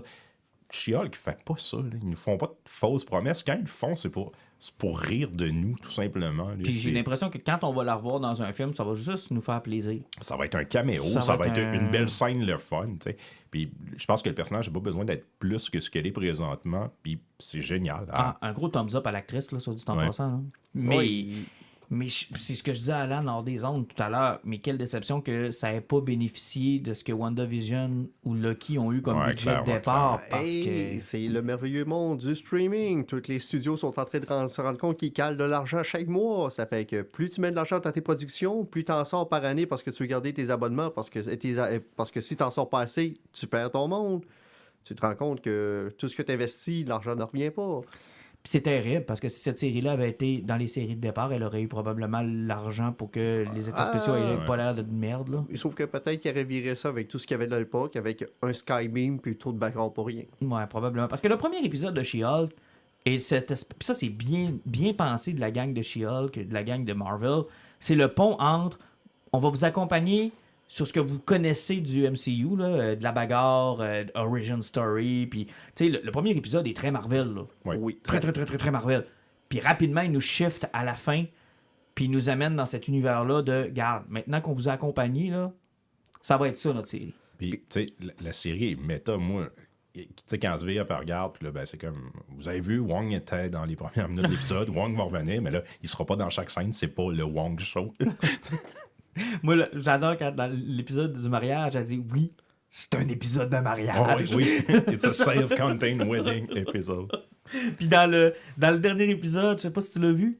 Non, il manque le dernier. À un moment donné, il y a un gars qui arrive, puis tout le monde a une réaction, sauf le spectateur, parce que on le replace pas. On le replace pas. Puis là, elle se vire vers l'écran, puis elle dit Can we do a previously on that guy? Puis là, ils nous font un previously on She-Hulk. Puis là, ils redécollent pour nous présenter. Puis là, on fait comme oh, qui mon Dieu, c'est ce gars-là. T'sais, mais de faire d'acknowledger que personne ne se rappelle de ce gars-là. Là. Personne n'a remarqué qu'on avait vu ce gars-là dans la série à un moment donné. Puis de nous dire, regarde, on va te le représenter pour que tu t'en rappelles. J'adore ça. Puis tu sais, surtout, en plus, c'est même pas une héroïne. Elle veut pas avoir ses pouvoirs. Puis elle a tous les problèmes d'un humain normal. Tu sais, ses relations amoureuses. C'est terrible. Le dernier épisode avec son toc, tu sais, que tu passes une minute avec quelqu'un, puis t'envoies un message texte, puis t'as pas de réponse. L'angoisse que t'as pendant les 3 jours qui suivent parce que la personne te répond pas. Ah, c'est terrible. Ça n'a aucun... Et puis Tim Roth. Ah, il est incroyable dans le dernier épisode. Sans compter, juste pour dire à quel point que la série se prend pas au sérieux, là, ouais, le premier mutant du MCU a été présenté il y a 2 semaines. Et ouais, c'est ça. C'est pas un personnage qui va passer à l'histoire, mais il me fait vraiment, vraiment trop rire. Le gars qui ne meurt jamais. Ouais, Immortal, là. Immortal. Il est incroyable. Lui et ses 16 femmes qui le poursuivent. Ce gars-là, il faisait partie des Great Lake Avengers. C'est un héros qui a arrêté d'exister des années 80. Finalement, il ramène un playboy. Lui, il se marie, puis qu'il intégrise sa femme, il se suicide pour divorcer. Puis là, les femmes s'en rendent compte. Puis là, dépendamment du nombre d'années qu'ils ont vécu avec, ils veulent pas les mêmes affaires. Ils veulent pas les mêmes affaires. Ah non, c'est génial. C'est n'importe quoi. Mais non, je trouve vraiment que c'est une bonne série. L'actrice, thumbs up, la façon dont c'est développé. Le seul mauvais côté, c'est les effets spéciaux. Ouais, c'est ça. C'est pas beau, c'est un peu cheap. Puis, tu sais, ça passera pas à l'histoire. Des fois, là, on parle mettons, des séries Netflix qui sont la saveur du moment, puis que, 3 semaines après, puis personne n'en parle. She-Hulk, ça donne vraiment l'impression de une semaine après. Les gens n'en parleront plus. Là, le show est même pas fini, puis ça a déjà l'air d'une vieille affaire. Là, mais en même temps, c'est une chose qui va se réécouter bien. Ouais. Ça a le potentiel de devenir culte, mettons, dans l'univers de Marvel. Je pense que oui. C'est une bonne série, puis moi, je souhaite que ça soit récurrent. Il faut que ça soit une sitcom qui revienne à chaque année, parce que c'est du 22 minutes, c'est quelque chose qui a la possibilité de ne pas coûter très cher. Puis je pense que ça peut être un point d'ancrage du MCU qui est très important. Puis je pense qu'on a tous le fantasme de voir Ryan Reynolds apparaître, là. Moi, personnellement, mon fantasme qu'on se dire, c'est qu'ils se parlent à la TV à la fin. Ah oui, ça serait tellement bon. Tu sais, les deux se jasent mutuellement. Là, ça serait tellement bon. D'ailleurs, juste peut-être avant de passer à nos poisons, Ryan Reynolds qui nous a fait la grande annonce cette semaine. Hey, sérieusement, son vidéo, ce qui fait comme j'ai aucune idée de quoi faire avec Deadpool, puis tu vois... Hey, you! You qui passe en arrière à se brosser les dents, fait You, ça tente-tu d'en faire Wolverine une autre fois? OK, Ryan. Puis après... Puis après, ils font une autre vidéo où ils font le pitch, mais avec la musique qui part dessus puis qui se donne des coups de poing dans la face. Qui est probablement la plus vieille joke de l'histoire, mais de revoir ça avec Hugh Jackman et Ryan Reynolds, ça m'a tellement fait rire. Honnêtement, avez-vous des craintes par rapport à ça? Non, le costume va être là. Ah. C'est sûr et certain que le costume va être là. Good. Moi, Wolverine, Bon. c'est vraiment un héros de merde. Puis Hugh Jackman, là, moi, je trouve que c'est vraiment comme over-hypé. Fait que je suis content pour le monde qui tripe sur le personnage. Puis tu sais, Deadpool, il me fait pas capoter non plus. Fait que tu sais, moi, j'ai vu ça passer, puis j'étais comme... Black Panther 2 m'excite pas, mais Ouais, ça mais m'excite plus t'as pas vu que ça, Jeff tu sais. Lemire avait trippé au bout? Quoi? Ouais, Jeff Ah, mais Lemire. allez voir les bandes annonces alors, allez voir l'annonce. Jeff Lemire a vraiment Alors, aimé ça. puis Jeff Lemire, il a écrit, je pense, du Old Man Logan en plus. Bon. Mais Chris. c'est pas un personnage que j'aime, je le trouve pas intéressant, je le trouve one note. Il a parlé contre mes petites ailes. Ouais, Il était fucking awesome, les petites ailes dans mon annonce. C'était bizarre, hein? Un mort. Là, on parle de Wakanda Forever, là. Parlez pas en mal des petites ailes. C'est... comment je pourrais dire ça? C'est une bonne idée sur papier qui, une fois à l'écran, te fait dire... Ah... Jason Momoa tatoué, c'était-tu mieux?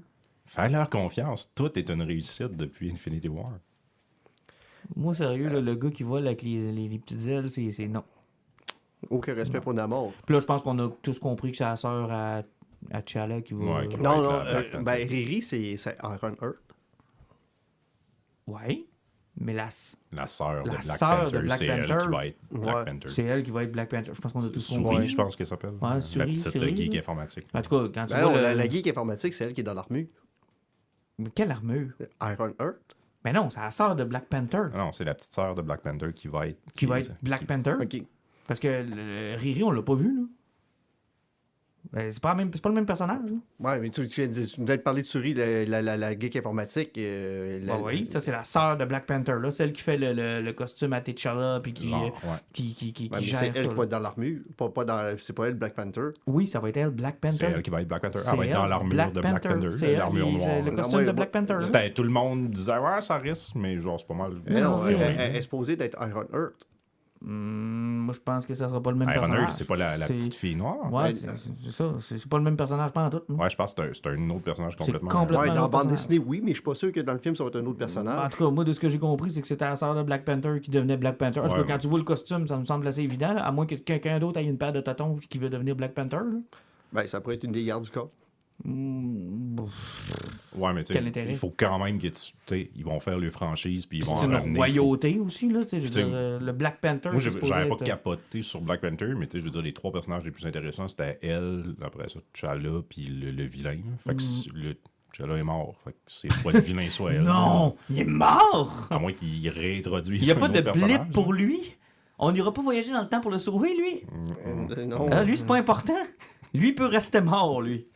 Tous les autres, fallait les ramener, mais lui, C'est il parce peut que être lui, mort. c'est arrivé pour de vrai. Ah, ok, c'est ça la différence. Les autres n'étaient pas morts pour vrai. Non. Tom Holland n'était pas mort. Non, c'est parce que lui, T'Challa, il fait partie du monde qui est réapparu d'un mur qui a été bâti dans ces 5 ans-là. Donc, Ah, ça On serait drôle. que ça continue à soit croire ça. qu'il aurait dû le remplacer, tu sais, faire comme s'il était pas mort, puis mettre George Clooney en place. Ils l'ont fait dans Batman, puis tout le monde a aimé ça. C'est un incroyable succès.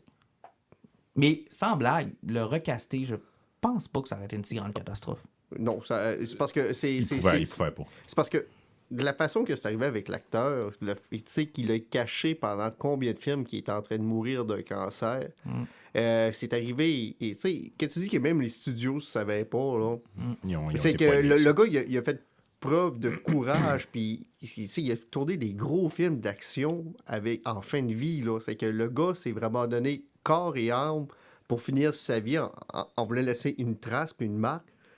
Puis il a réussi à le faire avec Black Panther de façon incroyable. Et je pense que pour la communauté noire, ce film-là a été super important, puis avec raison, parce que c'est une belle réussite sur beaucoup, beaucoup de points.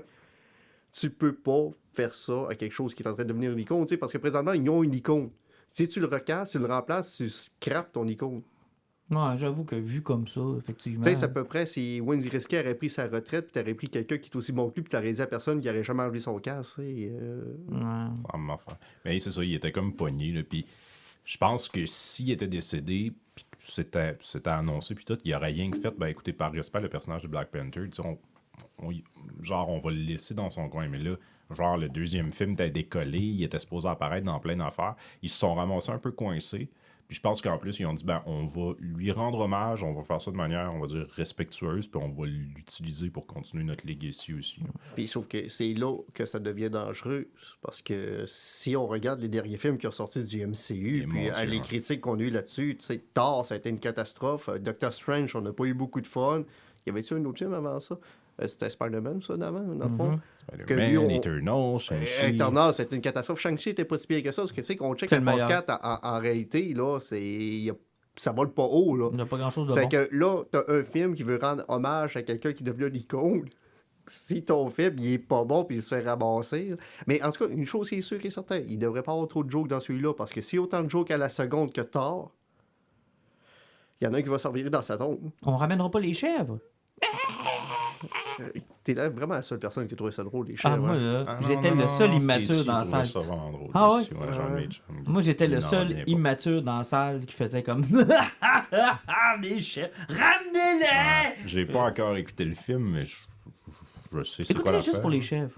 Ouais, non, je sais, puis je ris déjà pas en y passant. Je sais ce qu'ils ont fait. Ils pognent les chèvres, ils crient super fort, puis ils ramènent ça constamment. Ouais. Puis je trouve déjà pas ça drôle. Ah, ben, t'as genre. peu, t'as manqué le bout aussi où la hache est jalouse du marteau. C'est Ça bon fait penser aussi, que ce ça. film-là est sorti sur Disney+. Je l'avais dit à mes parents, je fais comment vous aimez ça écouter les films du Marvel, là, le dernier Thor est sur Disney+. Et qu'ils m'ont dit ça par vrai, ils ont fait quelle sorte de film de cave tu nous as fait écouter là. Ça, c'est triste. Ça, c'est triste. OK, hey, on termine avec les poisons. Qui veut commencer? Je peux commencer. Vas-y, Alan. Je vais commencer avec quelque chose de bizarre. J'ai écouté du Netflix dernièrement. Hein, mon Dieu, tu t'es réabonné? J'ai utilisé un compte. Là. Oh, tu as emprunté le compte de quelqu'un. Il me l'a volé pendant des années. J'ai On le droit ne de le faire. fait pas ça, Ouais, les enfants. oui, c'est ça. On peut payer pour avoir 4 personnes là-dessus à un moment donné. Ouais, là. je sais bien. Mais À 25$ par mois. Non, c'est parce que j'ai joué au jeu Cyberpunk Oui, de CD Red Project. oui. J'ai pas détesté le jeu, puis quand j'ai vu qu'il avait sorti un anime, j'ai eu une curiosité. Puis surtout que contrairement à beaucoup d'animes qui avaient sorti chez Netflix dernièrement, qui étaient toutes faites à l'infographie en genre de shell shading semi-cheap, c'est comme le Ghost in the Shell qui avait sorti et compagnie. Là, c'est vraiment une animation, des dessins qui sont faits beaucoup à la main haut. C'est que j'avais une curiosité, puis l'univers, c'est Cyberpunk, j'aime beaucoup ça. Et sérieusement, c'est une ronde disjonctée, ça n'a aucun C'est bon? sens. Visuellement, c'est super beau. Les personnages sont malades mentales. C'est une violence qui a pas de bon sens. Que le monde est plate, là. Ça a pas des têtes qui explosent, des bras qui se font arracher, des corps qui explosent au grand complexe, des os, puis du sang. Wow. Non, mais ça n'a aucun sens. Puis, tu sais, c'est vraiment le cyberpunk au maximum. Tu sais, c'est pas un kid qui a à peu près 16-17 ans. Puis il doit faire à peu près 125 livres. Puis à la fin, ben, c'est un cyborg qui doit faire 8 pieds en montant. Puis qui est bras gros comme. C'est-tu accessible? C'est super accessible. T'as même pas besoin d'avoir joué au jeu. OK. Ça Donc, fait moi, que- je peux l'écouter, là. Tu sais, si t'as déjà vu Johnny Mnemonic puis t'étais pas perdu, là, c'est pas pire que ça. Tu sais, Ok. t'es dans un univers où tu peux avoir des implants cybernétiques. Ça finit là. Non, sérieusement, c'est un 10 épisodes. Ils sont tous environ de 22 minutes. Visuellement, c'est malade. La musique est incroyable. Oubliez les enfants. Nudité. Sang. Mais non, lancez-vous là-dessus. Puis peut-être ça va vous donner envie de jouer au jeu aussi, qui est toute qu'une ride. Je vais y aller, moi. Dernier roman de Patrick Sénécal, Résonance, qui est sorti... C'est Sénécal ou Sénécal? Sénécal. C'est Necal, je pense qu'il veut qu'on Non, dise. c'est Patrice Sénécal. Sénécal. Il y a juste un Sénécal. accent sur ces Ouais, deux c'est E. ça. C'est Sénécal. Mais moi, j'appelle toujours dire Sénécal. Non? Je dois pas être le seul qui fait cette erreur-là. là. Tout le monde doit le faire. Tout le monde appelle Patrick Roy. Patrick Roy. Ouais, c'est ça. Fait que je Ben, pense en que plus, Patrick pour vérifier, Sénécal, tu fais signer 2 fois tes livres. En plus, je veux vraiment être sûr. Mais d'ailleurs, je l'ai rencontré en fin de semaine. Il fait dire qu'il va bien. C'est même pas une blague, je l'ai rencontré pour en fin de semaine. Et pour son nouveau roman, Résonance, qui part d'une excellente idée. Si vous avez déjà passé un IRM, je sais pas si vous avez déjà passé ça. Non. Moi, je n'ai passé une. Et ce qui est incroyable, t'en parleras à Sophie, elle va pouvoir t'en parler. Là. Ce qui est intéressant, c'est qu'on te dit toujours, la première question qu'on te pose, c'est es-tu claustrophobe? Puis tu sais, généralement, c'est rare que t'es confronté vraiment à quelque chose qui va te faire réaliser que t'es claustrophobe, à moins que tu le sois vraiment. Là. Tu sais, je veux dire, quelqu'un qui l'est pour vrai, il le sait. Là. Mais tu sais, dans la vie de tous les jours, non. Tu sais, Mais ça teste tes limites. Genre, Hein? Premièrement, j'étais trop gros, fait qu'ils ont enlevé le padding de la machine, là, pour être sûr que je puisse rentrer dedans. Là. Puis tu sais que t'auras pas grand place déjà. Là. Une fois que t'es dedans, là, écoute, t'es dans un cercueil, là. C'est terrible, là. Puis rapidement, ça dure 20 minutes, là, mais 20 minutes qui deviennent distorsionnées, là. Tu sais plus si c'est 20 minutes, 30, 50, ça fait 2 heures, t'es là-dedans, une journée, tu le sais plus, là. Puis il te donne un piton, là, puis quand il te le donne, tu fais tout le temps comme, franchement, un piton, niaiseux. Après 5-6 minutes, là, tu fais comme, j'ai le goût de peser dessus, là. je me sens pas bien. Là. J'ai vraiment l'impression qu'ils m'ont oublié là. Genre, il y a une attaque de zombies dans l'hôpital, puis ils ont fait le gros, on le laisse là, c'est trop dur de le sortir de là. Parce que tu peux pas amener ton cellulaire, je me trompe non, pas. non, mais t'as pas de place. De toute façon, oublie ça. Là, écoute, t'as le nez collé sur la paroi, là, Ouais, puis c'est ça te parce fait que du bruit. on oublie toujours la puissance des aimants qu'il y a là-dedans. En plus, moi, j'étais broché une fois, puis j'ai pas pu le passer parce que j'étais Ouais. broché. Ça, je pense que c'est comme souvent dans les films, quand ils nous présentent cette machine-là, c'est comme un grand tunnel. Ils te C'est laissent ça. croire parce que, tu sais, souvent pour que la caméra puisse montrer le personnage Exact. à l'intérieur, on voit ça plus gros, mais non, c'est vraiment Non. ça ressemble à une C'est une tombe tombe. quasiment. Là, ouais. C'est une tombe, là. T'as le nez collé dedans. Donc, le point de départ de son roman, c'est ça. C'est quelqu'un, un auteur, qui passe une IRM. Et en sortant de l'IRM, il y a des pertes de mémoire. Tout le monde agit bizarrement. Plus ça avance, plus le monde sont incapables de ne pas aller au bout de leur pulsion. Jour après jour, c'est toujours un petit peu plus loin, un petit peu plus loin. Il vient dans un monde un peu méta, là, où là, on sait plus trop... Écoute, c'est vraiment, vraiment très bon. La seule erreur que j'ai faite, c'est que j'avais lu une entrevue de Patrick, Sénécal. merci, dans lequel il a parlé de son inspiration, dont je ne vous parlerai pas ici pour pas vous faire le même problème que moi j'ai eu. Mais disons qu'il y a une œuvre cinématographique, Camisole de force? non, Non? Avec Adrian Brody. sur lequel... Ben, le principe est à peu près le même. Mais non, c'est quelque chose d'autre, je vous le dirai hors micro si ça vous intéresse. Là. Puis quand j'ai Oh mon Dieu, c'était le vent. Quand j'ai su ça, innocent. I see dead people. Mais quand j'ai vu que c'était ce film-là qui l'avait un peu inspiré, j'ai fait comme ah. Puis là, tout le long du livre, T'as ça dans la tête. ma théorie se confirmait au fur et à mesure que j'avançais dans le livre. Puis le payoff à la fin, vraiment, on devrait intituler ce podcast-là Payoff. Je sais pas combien de fois on le dit. Payoff. Ouais, on avait besoin. Celui qui a le bon chiffre a un deuxième sous-marin gratuit. Avec plus d'enfants dedans. Toujours plus d'enfants. Et cet épisode-là va te censurer. Hein. Il passe pas d'après moi. Là. On réenregistre demain. Mais tout ça pour te dire que il a fait quelque chose de différent. Attendez-vous pas à un roman horreur, gore, comme d'habitude. Oui, il y a quelques trucs qui nous rappellent du bon Sénécal. J'allais Mais- dire Drummondville, mais tu sais, ça Aussi. refite aussi. aussi. Mais c'est pas ce qu'il est habitué de faire. Et il me disait en fin de semaine qu'il y a du monde qui n'ont pas compris le roman. Là. Puis du monde dans sa fanbase qui ont peut-être pas, là ça va faire prétentieux, là, mais la culture geek que nous on a, on peut-tu dire ça? Ça dépend si tu as besoin de référence, ça se peut qu'effectivement, parce que d'habitude, il est chaud dans le meurtre, mais tu sais, c'est son Flo, c'était son Ben, c'est avant-dernier. ça, là. Flo, c'était très, très direct à ce qui se passait. Ben, là. c'est ça, mais je te dirais que tu sais, il attire aussi des gens qui sont pas à 100% là-dedans. Là. Tu sais, exemple, ma tante le lit. Là. Mais ma tante écoute pas de films d'horreur, ma tante est pas une geek de Ok, l'horreur, ma tante est pas une geek de science-fiction, ma tante est pas... Fait que je pense qu'il y a des gens comme ça qui vont perdre. Tu sais, du monsieur, madame, tout le monde qui a réussi à attirer dans l'horreur de par sa notoriété, puis de par le fait qu'il écrit très très bien. Mais c'était pas arrivé avec elle.com parce qu'il avait été trop Ouais. loin dans le masochisme. Ouais, c'est ça. Puis là, j'ai l'impression que ça va arriver parce que là, il va dans le Tenet style, dans la twist plus science-fiction, plus thriller, plus... ça demande un peu plus de réflexion à la fin du livre où tu te dis, bon, qu'est-ce que je viens de lire? Qu'est-ce qui est vraiment arrivé? Alors qu'Alice, le référent était facile parce que tout le monde connaît Alice au Pays des Merveilles. Exactement. Donc, c'est peut-être le petit problème qu'il va avoir, mais pour vous qui nous écoutez, parce que je vous considère comme des injustes, donc vous n'aurez pas de misère, là. Vous avez, contrairement à moi avec Jake qui n'a pas compris son livre, là, hey, en passant, je vous raconte ça vite, OK? Anecdote. Je m'assois avec Patrick, Sénécal. puis là, il me raconte ça. Il dit, j'ai un problème. Il y a du monde qui n'ont pas compris le livre. Puis là, ben, le monde m'écrit pour savoir c'est quoi la fin du livre. Ils n'ont pas compris. Puis là, je sais où ce qui s'en va. Là. Je me dis, il va me demander si j'ai compris le livre.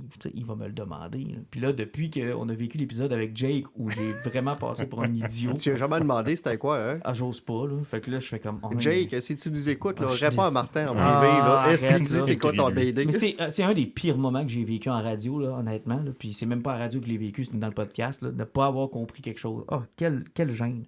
Fait que là, je le sais qu'il va me le demander, tu sais. Je suis traumatisé. Là, il me dit, comme toi, t'as-tu compris à la fin? Là, je le regarde, je fais, ben, oui. Ah oui, qu'est-ce que t'as compris? Tintin. Là, dans ma tête, il y a quelqu'un qui fait, salut! Regarde-toi que tes problèmes, le gars. Moi, je quitte. Oui, je suis parti. Là, j'ai fait comme, bon. Là, je lui raconte ce que je pense avoir compris avec zéro confiance en moi parce que je m'attends à un Jake numéro 2, là, tu sais, je me dis, il va me dire... Un demi-sourire puis un C. Ah, c'est intéressant. Oh, genre! Je l'avais pas vu de même, mais au moins, je me... Oui, c'est pas ce que j'avais en tête quand je l'avais écrit, mais je pense que certaines personnes pourraient le voir comme ça. Puis là, ils te regardent, genre. Tu fais comme... Ah ben, il fait juste te dire, il n'y a pas de mauvaise réponse. Oui, ce qui est l'équivalent de dire, t'as rien compris, gros cave, mais c'est pas grave, je veux pas te perdre parce que tu vas probablement acheter de mes livres. Fait que je lui raconte ce que je pense avoir compris du livre. Puis finalement, j'étais dessus. Ça m'a rassuré, en fait. J'ai fait comment? Je suis pas encore... T'es pas assez allumé pour comprendre Jake, mais assez pour comprendre Sonical. Ben, je te dirais que dans une échelle de Jake à Sonical, je suis 3 Sonical. Ça veut dire que là, puis la prochaine étape, ça va être le Batman que t'avais pas compris, le premier, non, ça, Black Label. Non, Dan, là, que j'ai... Ben, Dan, c'est vrai, dans le fond, moi, je suis multi-traumatisé, dans le fond. Moi, là. Dans le fond, toi, si ton cerveau avait lâché le pénis de Bruce Wayne, t'aurais peut-être compris la BD. Bon, vous arrêtez là. Bonjour, est-ce que vous connaissez notre seigneur Grant Morrison? Il a des réponses à des questions que vous pensiez pas vous poser. Honnêtement, je viens de comprendre que je suis multi-traumatisé parce que ça m'arrive régulièrement avec Alan aussi de faire « Hey, c'était vraiment bon, ça! » C'est pas ça que c'était... Ben, moi, ce que j'avais compris, c'était bon. D'ailleurs, j'ai un point commun avec Jake. Lui, il a trippé sur Dab aussi parce qu'il l'a compris. Je sais, non, je suis juste trop cave. Mais en tout cas, j'ai compris le remap à Sénégal, fait que ça, je suis correct. Ça, je suis correct. Je vais vous faire ça short and sweet. Oui, parce que j'ai pris beaucoup trop de temps. Non, mais c'est bien correct. Tu me chiales tout le temps que je passe une demi-heure dans mes poisons. C'est une bonne façon de me dire que j'ai pris beaucoup trop de temps. Vas-y. Je vais mettre en parallèle deux écoutes que j'ai faites des séries Netflix. Une qui est excellente, puis une qui est pas terrible, mais que je conseille quand même d'écouter pour le fun. Bon, ça va bien. La bonne, c'est la série Sandman. Je n'ai pas entendu parler encore. Qui est vraiment, vraiment, vraiment excellente. C'est une C'est-tu aussi super ennuyant adaptation. que le livre ou... Ben, je vais... Oui. OK. Genre, j'écouterai pas ça. J'ai relu Sandman récemment, puis tu sais, c'est une excellente adaptation, puis ça paraît que Neil Gaiman était derrière, puis tu sais, c'est lui qui portait le projet. J'ai eu un petit peu plus de misère avec la deuxième moitié, mais genre, les 5 premiers épisodes, c'est incroyable, c'est super fidèle. Moi, je pense que mon échelle, c'est Neil Gaiman, Grant Morrison, Jake. Mais j'étais après ça. Il y a une nuance. Si tu comprends Neil Gaiman, t'es pas normal. C'est ok, c'est bon. Ben, je te dirais, c'est le fait qu'écouter le premier épisode, puis ça va te donner le feeling de la série, tu vas savoir, ça te donne le goût de continuer. Puis je pense que tu avais déjà essayé de lire le premier TP. C'est terrible, ça a été une catastrophe. Là. Puis le pire, c'est que j'en avais acheté en avance, idiot. En me disant, quand je vais triper, je vais lire le reste. Non. Mais je vous le conseille fortement, tout le monde, si vous êtes encore on the fence, foncez là-dessus. C'est un bel exemple d'une bonne adaptation que Netflix peut faire, puis on souhaite qu'il puisse continuer, parce qu'il y a encore du stock dans cet univers-là. Et à l'inverse, j'ai écouté la saison 5 de Cobra Kai, que personne semble parler. Ben, parce que ça, c'est pas margeux. C'est Community 2, ça. C'est 6 saisons et un film, parce qu'il a annoncé le film la semaine dernière. Moi, là, j'étais un fan de la première heure. Là. Quand j'ai appris que Netflix avait acquis les droits pour faire la saison 3, j'étais là, yes! Ça crèvera pas sur YouTube Red, parce que c'est là que ça a commencé comme Kai. Puis j'étais là, c'est tellement une bonne idée, c'est tellement rempli de cœur, puis bien exécuté les 2 premières saisons. Puis là, la 3 est arrivée sur Netflix, j'étais là, cool! Ils ont ramené Creed, puis Crease. Il y a des affaires qui fonctionnent un peu moins bien, mais j'étais là, j'aime les personnages, puis je suis prêt à les suivre. Puis là, saison 4. OK, ça c'est moins intéressant, ça. OK, là, on dirait qu'ils prennent ça plus slow. Puis là, OK, là, on est vraiment dans... Ils vont chercher des personnages semi-obscurs. Puis là, la saison 5 arrive, puis c'est comme... Ça va de mal en pis. Tu sais, depuis la 3e saison, c'est comme s'ils déboulaient rapidement les marches. J'aime encore trop cet univers-là, puis j'ai trop d'amour et d'affection pour les 2 premières saisons pour laisser tomber. Là. Je vais écouter la 6. Mais sérieusement, la 5, là, c'est du réchauffé au micro-ondes. Il paraît que c'est du teen drama à côté. Là. Au bout. Puis tu sais, je veux dire, ce qui était le fun aussi en première, c'était... Ils se sont forcés pour les chorégraphies. Tu sais, t'es pogné avec des vieux acteurs qui ont tourné dans un film de karaté quand ils étaient ados, mais là, ils les remettent dans des situations, puis ils ont amené les kids qui sont intéressants, mais là, on dirait qu'il y a... Tu sais, Netflix a comme fait, non, faut tourner ça vite, là, oublier les scènes de combat. Fait que c'est quand même minable, c'est pas super bien monté, les scènes de combat sont pas excitantes, on est... Tu sais, les personnages, t'as l'impression qu'ils régressent. Oh. Puis là, ils nous ramènent encore plus de personnages obscurs des autres films. Mais là, je me dis, si au moins ils peuvent nous ramener Hilary Swank, qui ça doit pas y tenter pour 2 scènes d'en venir là-dedans. Mais tu sais, moi, c'est comme. Correct, ça. Eh, Seigneur, c'est clair, là, les gens doivent y écrire. Mais faut que t'en le reviennes fils de pour ça. Will Smith peut peut-être apparaître. mais ça, c'est pas le même univers. C'est dans le multivers de Karate Kid. mais Il nous chez- rapporterait Jack Chan. Ah, aussi. C'est Jack Chan qui faisait Mr. Miyagi C'est là-dedans. vrai, c'est vrai. Mais c'était un reboot, hein? C'était Ouais, c'est pas un dans le même reboot, univers. Ouais. Mais c'est quand même weird parce que Will Smith est dans la production de la série. Il est, en tout cas, mais tu sais, je me dis, c'est-tu rien parce que la C'est pour famille ça que les Smith chorégraphies, est c'est pas bonne. C'est rien que des claques d'en face à cette heure. Mais bref, c'est comme, je suis pas capable de vous le conseiller. Si vous aimez ça, tu sais, si vous avez passé à travers la saison 4 et vous avez aimé ça, probablement que vous allez trouver du fun un petit peu dans 5, mais je trouve ça vraiment donnant, tu sais, pour une fois que Netflix va plus loin que 2 saisons sur un show. Là, La seule chose qu'on va pas canceller. D'ailleurs, Sandman, D'après moi. il n'y en aura jamais de 2e saison. Là. Non. Ils ont mis beaucoup d'argent puis ils se sont rendus compte que le monde qui ont fini la série, là, ça se compte sur les doigts d'une main. Ils perdaient du monde d'heure en heure. Comme- Mais en même temps, moi je m'en fous un peu. Il y en a plein des séries qui sont des bijoux sur Netflix. C'est pas nécessairement les trucs les plus écoutés, mais quand ils s'y mettent et ils mettent de la qualité, là, c'est pas gênant. Ils peuvent rivaliser même avec HBO. Puis Sandman, c'en est un que tu dis, il aurait fait ça sur HBO puis ça aurait pas été bien différent. Là. C'était supposé d'être ailleurs à la base, mais sauf que ça n'avait pas marché, il me semble, dans Non. le projet.